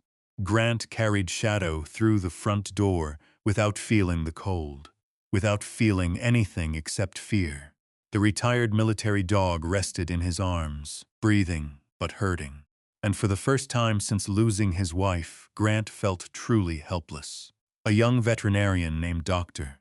Emily Reeves met them immediately. One look at Shadow's condition was enough. Bring him back. Grant followed. The examination room smelled of antiseptic and clean towels. Machines hummed softly. Outside, wind rattled the windows. Inside, everything narrowed to one thing: Shadow. The old dog remained calm despite the pain. Even now, even injured, even frightened. Still a soldier. Dr. Reeves examined him carefully. Several long minutes passed. Grant stood motionless beside the table, watching, waiting, praying. Finally, the veterinarian looked up. A small smile appeared. Relief flooded through Grant before she even spoke. No broken bones. He closed his eyes. For a second he couldn't breathe. The tension left his body all at once. "He'll be sore," Dr. Reeves continued. "Bruised." She gently stroked Shadow's neck. "But he'll recover." Grant nodded, unable to speak. The veterinarian noticed. People often underestimated the bond between handlers and military dogs. She didn't. She had seen it before. A connection forged through danger, through trust, through survival. Shadow lifted his head, looked directly at Grant. His tail thumped once against the table. Grant laughed despite himself. A tired laugh. A grateful laugh. The kind that arrives after narrowly avoiding disaster. "You're not allowed to scare me like that." The dog blinked, unapologetic, as usual. 2 hours later, they returned to the RV. The storm had weakened, snow still fell, but more gently now. The mountains stood silent beneath moonlight. The world looked peaceful again. Grant knew better. Nothing was peaceful. Someone had broken into the RV. Someone had photographed the hidden hatch. Someone had nearly forced him off the road. The message was clear. Time had run out. He parked beside the gas station. Harold Finch was waiting. Standing beneath the service bay lights, coffee in one hand, concern written across his face. The old mechanic immediately spotted Shadow. "How is he?" "He'll be okay." Harold visibly relaxed. "Good." The old man looked toward the RV, then toward the dark forest, then back at Grant. "They came while you were gone." Grant froze. "What?" Harold nodded. "I saw them." The words landed heavily. The mechanic took a sip of coffee. "They didn't know I was watching." Grant's pulse quickened. "What did they do?" "Walked around the RV." Harold stared toward the trees. "Took pictures." Exactly as Grant suspected. The old mechanic's expression darkened. "They weren't tourists." "No, no." Silence followed. Then Harold slowly looked toward the RV. "I think it's time." Grant nodded. He agreed the waiting was over. An hour later, the three of them stood inside the RV. Grant, Harold, and Shadow. The dog lay beside the hatch, bandaged but alert. Watching, the steel compartment remained sealed beneath the floor, its edges exposed now, its existence undeniable. Grant knelt, crowbar in hand. Harold stood beside him, holding a flashlight. Neither spoke. For a long moment they simply stared. 13 years. 13 years of secrets. 13 years of waiting. 13 years of questions. All leading to this moment. Finally, Grant slid the crowbar beneath the edge. Applied pressure. The hatch groaned. Metal resisted. Then moved. Slowly, reluctantly. Dust rose into the air. A stale breath escaping after years of confinement. Grant's heart hammered. The opening widened. A cold draft emerged. Not unpleasant, just old, ancient, the smell of paper, metal. Time. Harold shined the flashlight inside. Both men froze. Neither spoke. The beam illuminated a staircase. Small, narrow. Descending into darkness beneath the RV, Grant blinked. Then looked again. The staircase remained. Real. Impossible. Hidden beneath a rusted motor home. A room. Nathan had hidden an entire room. Harold whispered the only words either man could manage. "My God." Grant descended first, military instinct, flashlight in one hand, crowbar in the other. Each step creaked softly beneath his boots. The air grew cooler, the darkness deeper. Then his feet touched concrete. The room illuminated automatically. A motion sensor triggered hidden LED lights. Soft white light flooded the chamber. Grant stopped breathing. The room wasn't large, maybe 12 feet by 16, but every inch had been designed with purpose. Precision, planning, military efficiency. Shelves lined the walls.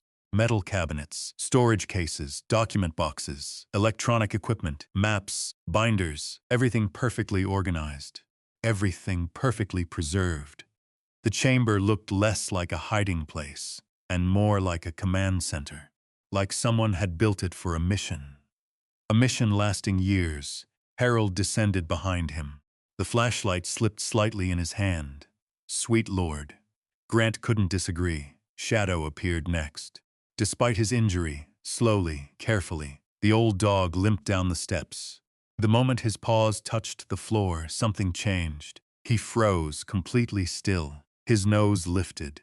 The room fell silent. Shadow inhaled deeply, then moved forward, not randomly, not searching, purposefully, like a dog entering a familiar place.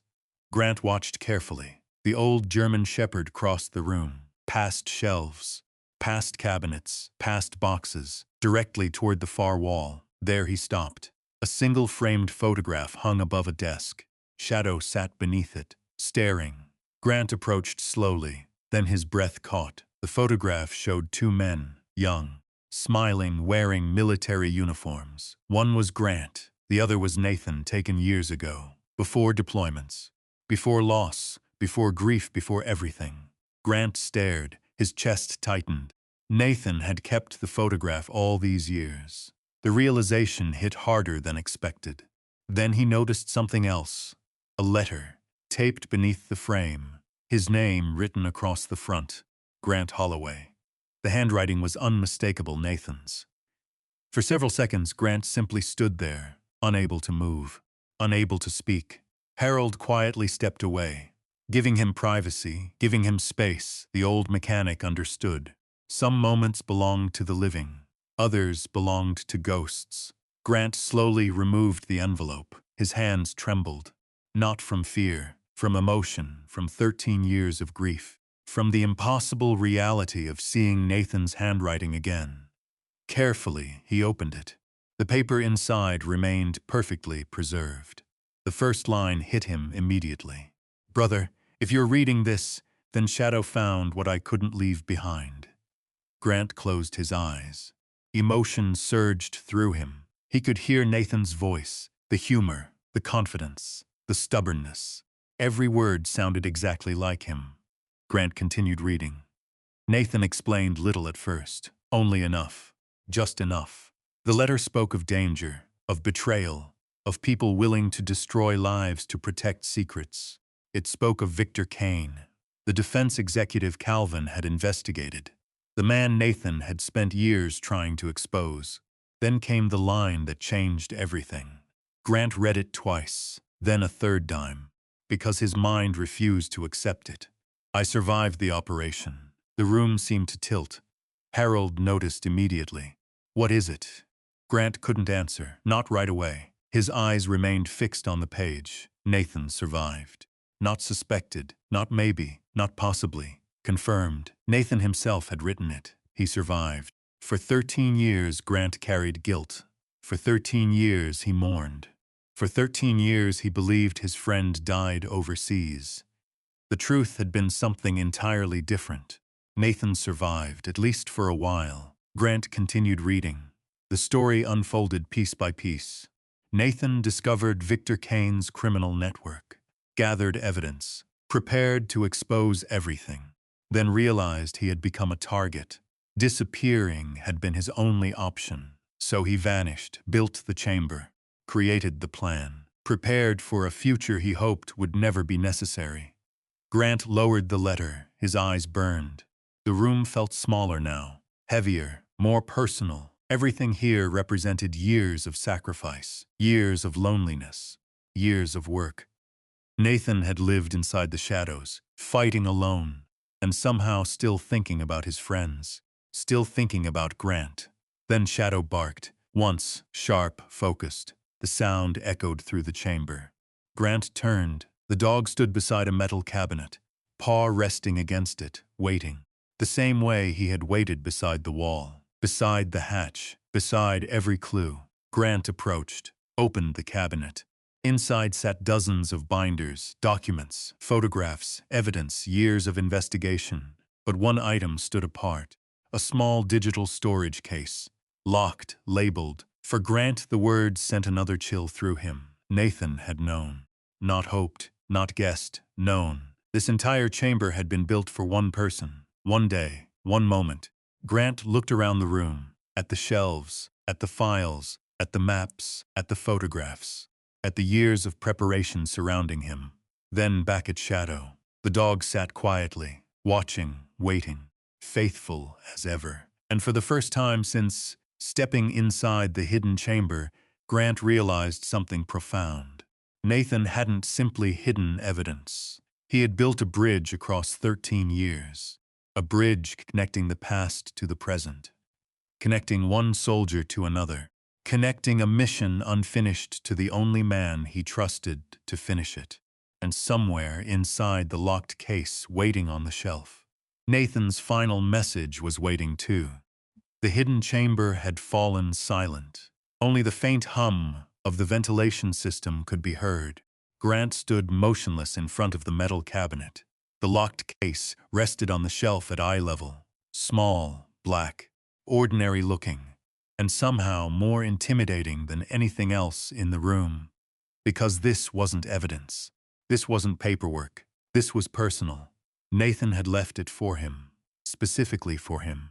Harold stood near the staircase, respectfully keeping his distance. Shadow remained beside Grant. The old dog's amber eyes never left the case, almost as if he understood what waited inside. Grant reached out. His fingers touched the metal, cold, smooth. The latch was secured by a simple combination lock. 3 digits, nothing more. He stared at it, then laughed softly, a tired laugh. Nathan. Harold looked over. What? Grant shook his head. He always made things harder than they needed to be. The old mechanic smiled. That sounds about right. Grant examined the lock. 3 digits. Simple, yet somehow deeply personal. His mind drifted through old memories. Birthdays, military units, mission dates. Nothing felt right. Then he remembered something. The challenge coin. The number 13. The years since Nathan disappeared. Slowly he entered the combination. 130. The lock clicked immediately. Grant froze, so did Harold. For a moment nobody moved.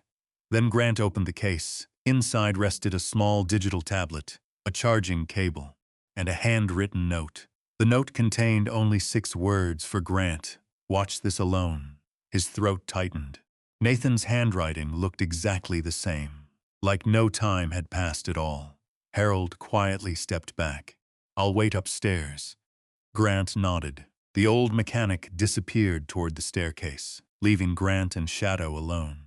The tablet felt heavier than it should have. He pressed the power button. The screen flickered. A loading symbol appeared. Then a single video file. Nathan final. Grant stared at it for several seconds. His pulse hammered. This was it, the answer, the truth. The last thing Nathan wanted him to know. Finally, he tapped play. The screen went black, then slowly came alive. The image was grainy, recorded years ago. Nathan sat at a desk inside the very chamber where Grant now stood, older than Grant remembered. Thinner, more tired, but unmistakably Nathan. For a moment, Grant forgot how to breathe because there he was, alive, moving, smiling. His best friend, the dead man, the ghost. The screen paused briefly, then Nathan spoke. Hey, brother. Grant closed his eyes. The voice hit harder than the image. It was exactly the same. The same calm confidence. The same humor hidden beneath seriousness. The same Nathan. If you're watching this, then a lot of things went wrong. A sad smile crossed Nathan's face. I was hoping you'd never have to see it. Grant felt emotion building inside his chest. Nathan leaned back slightly. His eyes looked directly into the camera, into the future, into Grant. I don't know how old you are right now. A faint chuckle. But knowing you, you're probably still too stubborn to quit. Grant laughed despite the tears forming in his eyes. That sounded exactly like him. Nathan continued. If you're here, then Victor Kane is still dangerous. The smile vanished. The room seemed darker, more serious. Nathan folded his hands. What I'm about to tell you needs to reach federal investigators. Grant listened carefully. For nearly 30 minutes, Nathan explained everything. The criminal network, the stolen military technology, the secret buyers, the hidden transactions, the years of deception. Victor Kane had built an empire behind legitimate business operations, selling advanced systems through illegal channels, making fortunes, destroying lives, silencing anyone who got too close. Nathan explained how he discovered it, how he gathered evidence, how he realized people inside the organization were helping Kane, and how, eventually, Kane learned the truth. He knew I was collecting information. Nathan's expression hardened. He knew I was preparing to expose him. The video paused briefly, then continued. So I disappeared. Grant sat motionless. Every answer raised new emotions: anger, admiration, grief. Nathan had sacrificed everything: his career, his identity, his future, to stop a man nobody else could reach. Then Nathan's expression changed, softened. His eyes drifted away from the camera, toward something off-screen. A smile appeared, a genuine one, and suddenly Grant knew the conversation was changing, becoming personal. If you're watching this, Nathan looked back at the lens. Then Shadow is probably sitting beside you. Grant froze. Slowly he looked down. The old dog rested against his leg, exactly where Nathan predicted. A chill ran through him. Nathan smiled wider. Yeah, I figured. The room felt smaller. The years seemed to disappear. Nathan took a long breath, then said something Grant never expected. There's something I never told you. The smile remained. You remember when Shadow was assigned to you? Grant nodded unconsciously, even though Nathan couldn't see him. Of course he remembered. 7 years ago, military reassignment, retired K-9 program, the beginning of their partnership. Nathan's eyes softened. He wasn't yours first. Grant's heart stopped. The room seemed to tilt. Nathan continued quietly. He was mine. Silence. Absolute silence. Grant stared at the screen, unable to move, unable to think. Nathan smiled sadly. I knew that would surprise you. The video continued. Years earlier. Before Shadow ever met Grant. Before retirement. Before reassignment.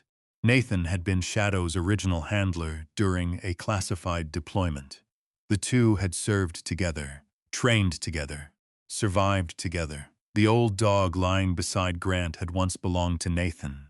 Grant, tears burning his eyes. Everything suddenly made sense. The reactions, the scents, the memories, the obsession with the RV. Nathan's hidden room, the photograph. Shadow hadn't been searching randomly. He'd been following something deeper, something older. Nathan leaned closer to the camera. When I disappeared, Shadow was reassigned. The sadness in his voice was unmistakable. It was the hardest part. Grant looked down. The old dog stared back, calm, faithful, trusting. Nathan smiled again. He never forgot. The words shattered something inside Grant. Because suddenly every strange moment made sense. Every reaction, every instinct, every clue. Shadow wasn't chasing evidence. Shadow wasn't uncovering mysteries. Shadow was following memory, following scent, following the trail of the first handler he ever loved. Nathan's eyes glistened slightly. He was always smarter than both of us. Grant laughed through tears. A broken laugh. A real one. Nathan pointed toward the camera. If that old dog found this room, he shook his head. Then he's the reason you're there. Grant placed a hand on Shadow's neck. The dog immediately leaned closer. Nathan continued. Take care of him. The words carried enormous weight. He deserves peace. The video grew quieter, more reflective. Nathan looked older suddenly, tired, like a man carrying years of loneliness. If things went the way I think they did, his eyes lowered, then I probably didn't make it. Grant's throat tightened. Nathan nodded slowly. It's okay. The acceptance hurt more than fear would have. I'm not angry. The room remained silent. Only Nathan's voice existed now. Listen carefully, brother. Grant did. Victor Kane isn't the mission. Nathan's gaze sharpened. The evidence is. Grant frowned. Nathan continued. Justice matters. The screen flickered slightly, but revenge doesn't. The words lingered, powerful, simple, true. Nathan leaned back. A faint smile returned. You know what matters? Grant listened. People. Nathan pointed directly at the camera. People who stayed. Grant immediately thought of Rose, Harold, Calvin, Shadow, the town that had helped him survive. Nathan smiled. They're your future. The final minutes of the video felt different, less like instructions, more like goodbye. Nathan thanked him, apologized for leaving, shared memories, jokes, stories, small things, human things. Then finally came the last message. The one Grant would remember forever. Nathan looked directly into the camera. His eyes steady, his voice calm. "Finish what I started." A pause, then, "And when it's over," another pause. "Live." Grant's vision blurred. Nathan smiled. The same smile from 100 memories. The same smile from years ago. The same smile that had once convinced exhausted soldiers they could survive anything. "That's an order." The screen went black. The room fell silent. Grant sat there for a very long time, unable to move, unable to speak. Beside him, Shadow slowly rested his head on Grant's knee. The old dog looked tired, older, but peaceful, as if some invisible journey had finally reached its destination. Grant looked down. His hand found the dog's head. Neither moved, neither needed to, because together they finally understood the truth. The mystery was never about a hidden room. Never about a hatch, never even about evidence. It was about loyalty, friendship, brotherhood, and a dog who had carried the memory of his first handler across 13 years, then somehow led the second one home. Outside, snow drifted across the mountains. Inside, Grant wiped away tears. And for the first time since Nathan's death, or what he once believed was Nathan's death, he knew exactly what he had to do next. Victor Kane was going to fall. Not because of revenge, because Nathan had trusted him to finish the mission. The sun rose pale and cold over the mountains of western Montana. Snow covered the pine forests surrounding Red Pine. The world looked clean, quiet, almost peaceful. But Grant Holloway knew peace was still a long way off. He stood outside the RV with a steaming cup of coffee in his hands. Shadow rested beside him on a folded blanket. The old dog was recovering, moving slowly, favoring one leg, but alive. That was enough. For now. Grant looked toward the distant peaks. Nathan's final words echoed through his mind. "Finish what I started, then live." Simple words, hard orders, the kind only another SEAL could give. Behind him, the gas station door opened. Harold Finch stepped outside carrying a cardboard box. "You didn't sleep?" Grant smiled faintly. "No, me neither." Harold handed him the box. Inside were old documents, maps, receipts, maintenance records, everything connected to the RV, everything Harold had kept for 13 years. "I figured these belong with the rest." Grant looked through them. Years of careful records, years of loyalty, years of silence. Harold had never broken his promise. Not once. Grant closed the box. "Thank you," the old mechanic shrugged. "Thank Nathan." Then he looked at Shadow. The dog lifted his head. Harold smiled. "And thank him." Grant nodded. Because without Shadow, none of this would have happened. None of it. An hour later, Grant drove into town. The roads were still slick from the storm. Snow sparkled beneath bright morning sunlight. People moved through town carrying coffee cups and groceries. Life continued. Most had no idea how close their quiet community had come to becoming the center of a national scandal. At the diner, Rose Callahan had already reserved the back booth. Calvin Mercer sat waiting. Stacks of files surrounded him. His glasses rested low on his nose. He looked exhausted, but energized, like a reporter chasing the biggest story of his life. Grant slid into the booth. Shadow settled beside him. Calvin immediately noticed. "How's he doing?" "He'll recover." "Good." The journalist nodded. Then his expression became serious. "What did you find?" Grant placed Nathan's files on the table. The room seemed to grow quieter. Even Rose stopped wiping the counter. Everyone understood the importance of this moment.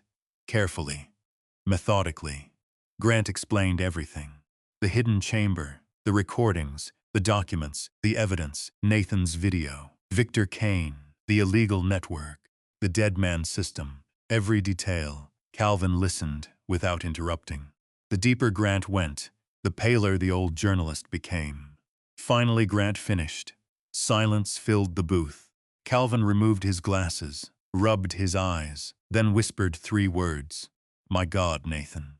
Rose slowly sat down across from them, her coffee forgotten, her hands folded tightly. "You really have proof?" Grant nodded. Enough. The old journalist looked up. More than enough. For a long moment, nobody spoke. Then Calvin stood. The decision had already been made. I'm making a call. Grant knew who. The same federal contact Nathan had trusted years earlier. The same one Calvin had quietly maintained communication with. The same person who had waited over a decade for evidence strong enough to act. 3 hours later they arrived.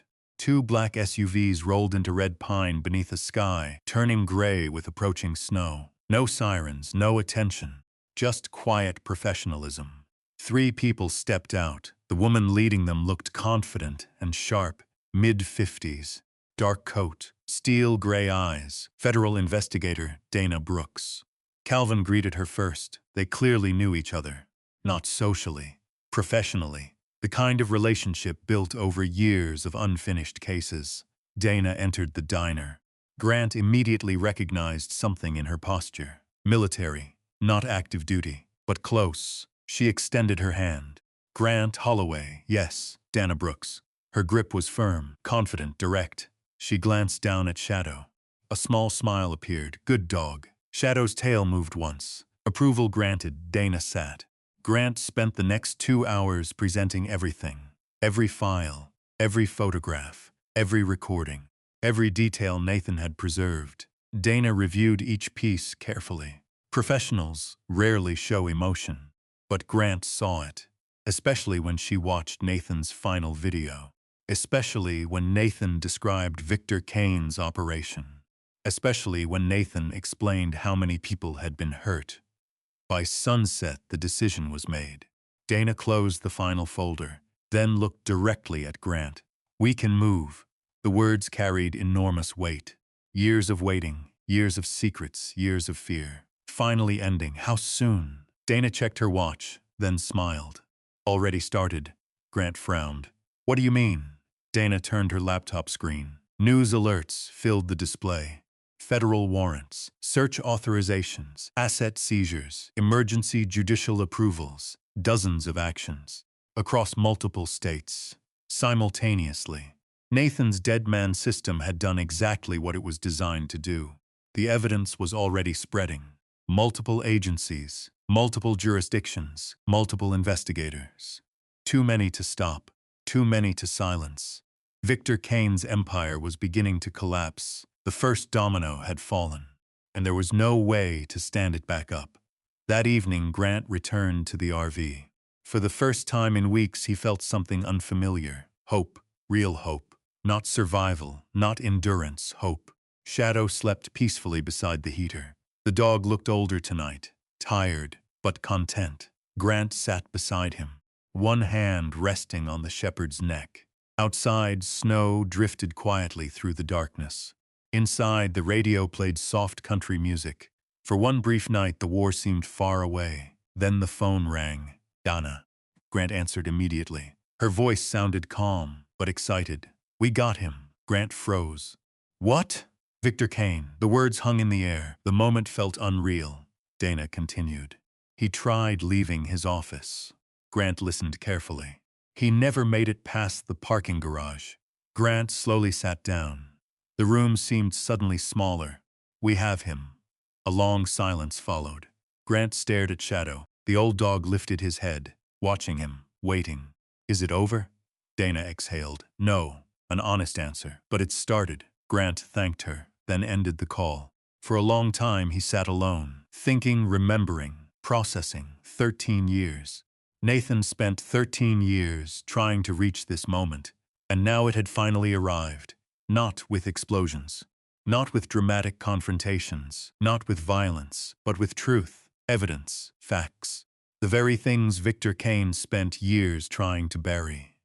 The next morning, every television in America carried the story. Federal investigations, defense corruption, criminal conspiracies, corporate misconduct, arrests, searches, asset freezes. The headlines spread rapidly. People gathered inside the diner, watching the coverage. Red Pine suddenly found itself at the center of a national story. Grant stood quietly near the back, watching, listening, never seeking attention. The reporters never mentioned Nathan by name. Not yet. But Grant knew. Nathan had won. Days passed, then weeks. More arrests followed. Executives, middlemen, financial coordinators. The network unraveled faster than anyone expected. Every document Nathan preserved became another thread. Every thread led somewhere, and eventually, they all led back to Victor Kane. One snowy afternoon, Dana returned to Red Pine. She found Grant splitting firewood behind the RV. Shadow supervised from a nearby patch of sunlight. Dana approached, holding a folder. Grant recognized the expression immediately. Closure. She handed him the folder. Inside were photographs, official documents, federal findings, the final investigation summary. Victor Kane would spend the rest of his life facing consequences for what he had done. Grant closed the folder. For a moment he expected satisfaction, victory, triumph. Instead, he felt something quieter, something heavier, sadness, because none of it brought Nathan back. Dana seemed to understand. She looked toward the mountains. He would have been proud. Grant smiled faintly. So everyone keeps telling me. Dana laughed softly. Then maybe it's true. The investigator crouched beside Shadow. The dog accepted a scratch behind the ears. A rare honor. Then Dana stood. Before leaving, she paused. There was something else. Grant looked up. What? Dana smiled. The property lawyers found something. Grant frowned. What property? Dana's smile widened. Nathan's. Grant stared. Nathan's property? The investigator handed him another envelope. Sealed. Official. Unexpected. Grant looked down at it, confused, curious, hopeful. Dana pointed toward the envelope. He left more than evidence behind. Then she walked away. The black SUV disappeared down the snowy road. Leaving Grant standing beside the RV, Shadow rose slowly, moved beside him. The envelope felt strangely heavy in Grant's hands. He stared at it, wondering what Nathan could possibly have planned next. And somewhere beyond the mountains surrounding Red Pine, one final surprise was waiting. Not a secret, not a mission, not a battle, something far more important. A future. Grant stood beside the RV while snow drifted through the cold Montana air. The envelope felt heavier than paper should. Shadow sat beside him. The old German shepherd's coat moved gently in the mountain wind, patient, waiting, just like he always had. Grant looked down at the envelope. Nathan's name appeared in the upper corner. The handwriting was familiar now, painfully familiar. He carefully opened it. Inside were legal documents, property records, transfer papers. A handwritten note folded neatly between them. Grant unfolded the note first. Brother, if you're reading this, then the hard part is over, I hope. The words immediately brought a smile to Grant's face.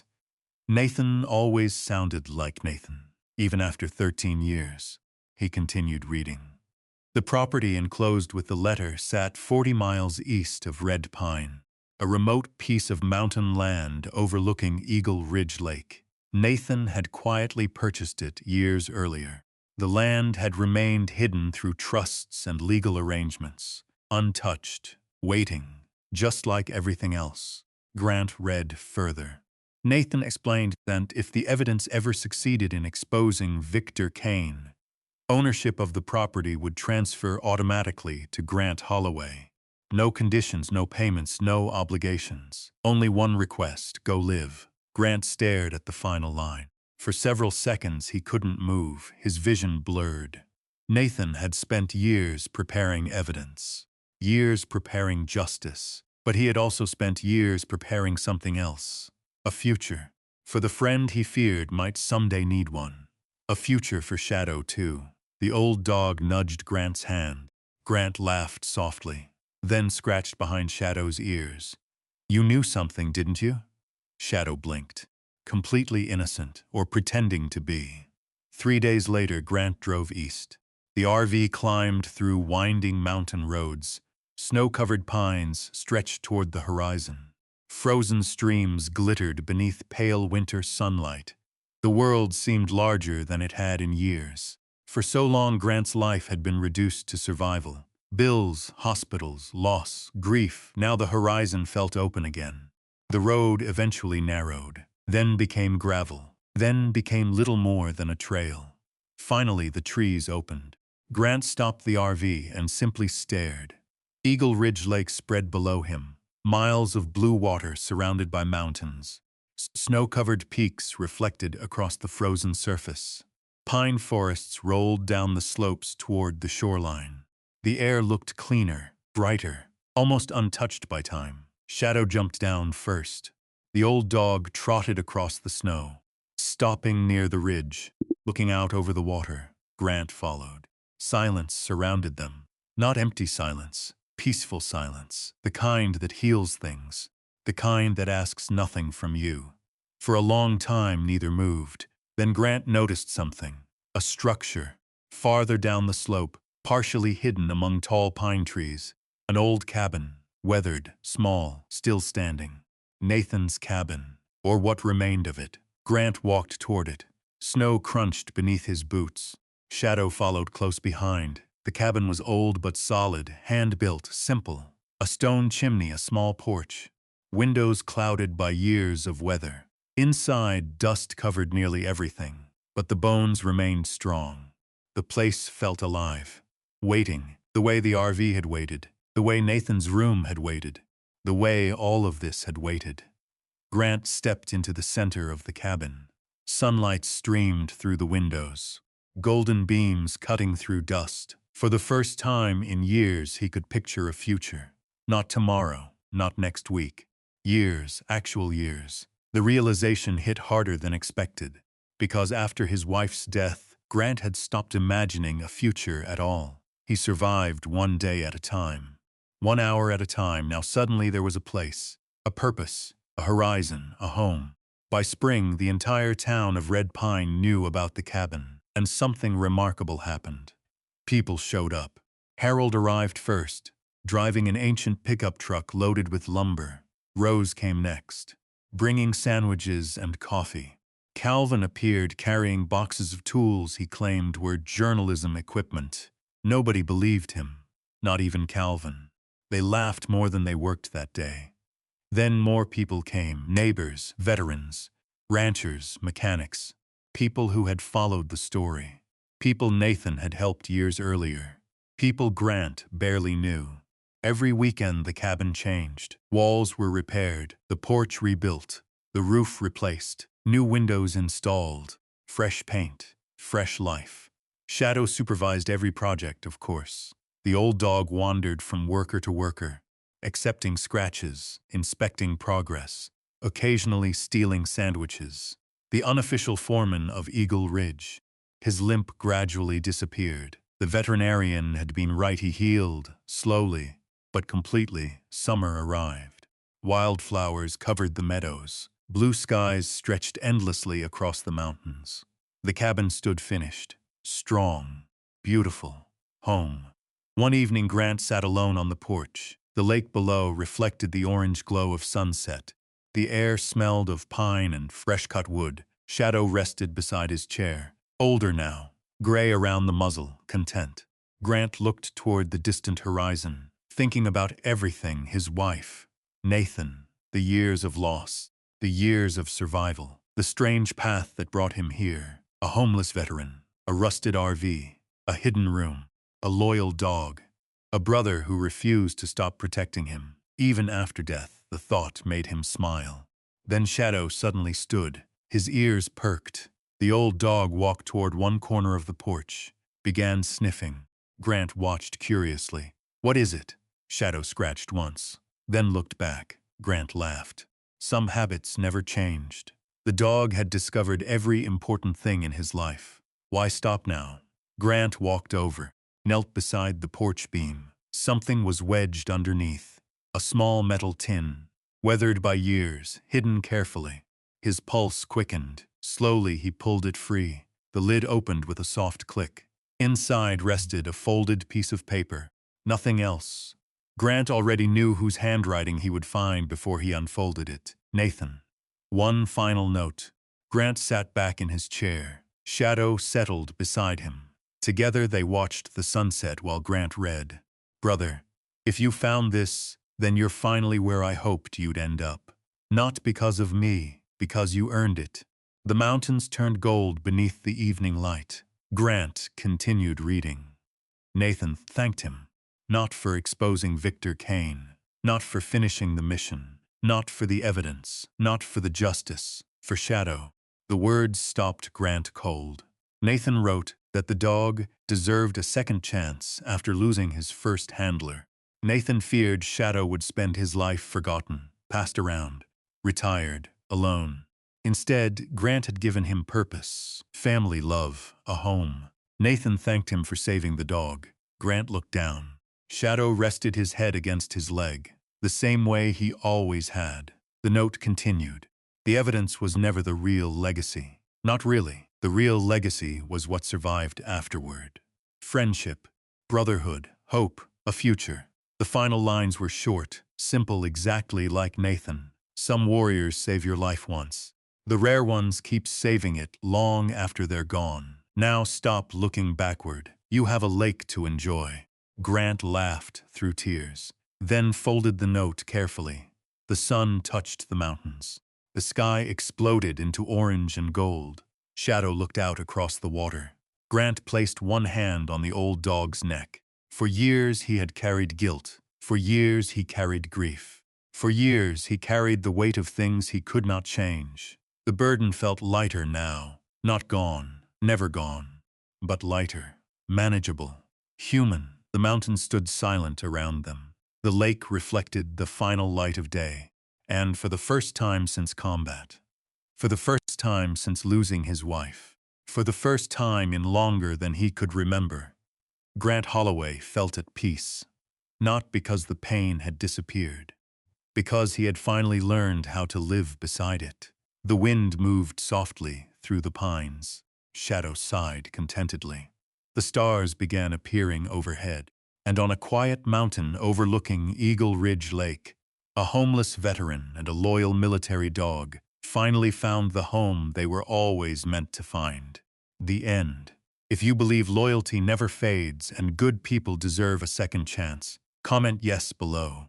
And if you've ever had a friend, a dog, or a loved one who helped carry you through hard times, share where you're watching from and tell us their name.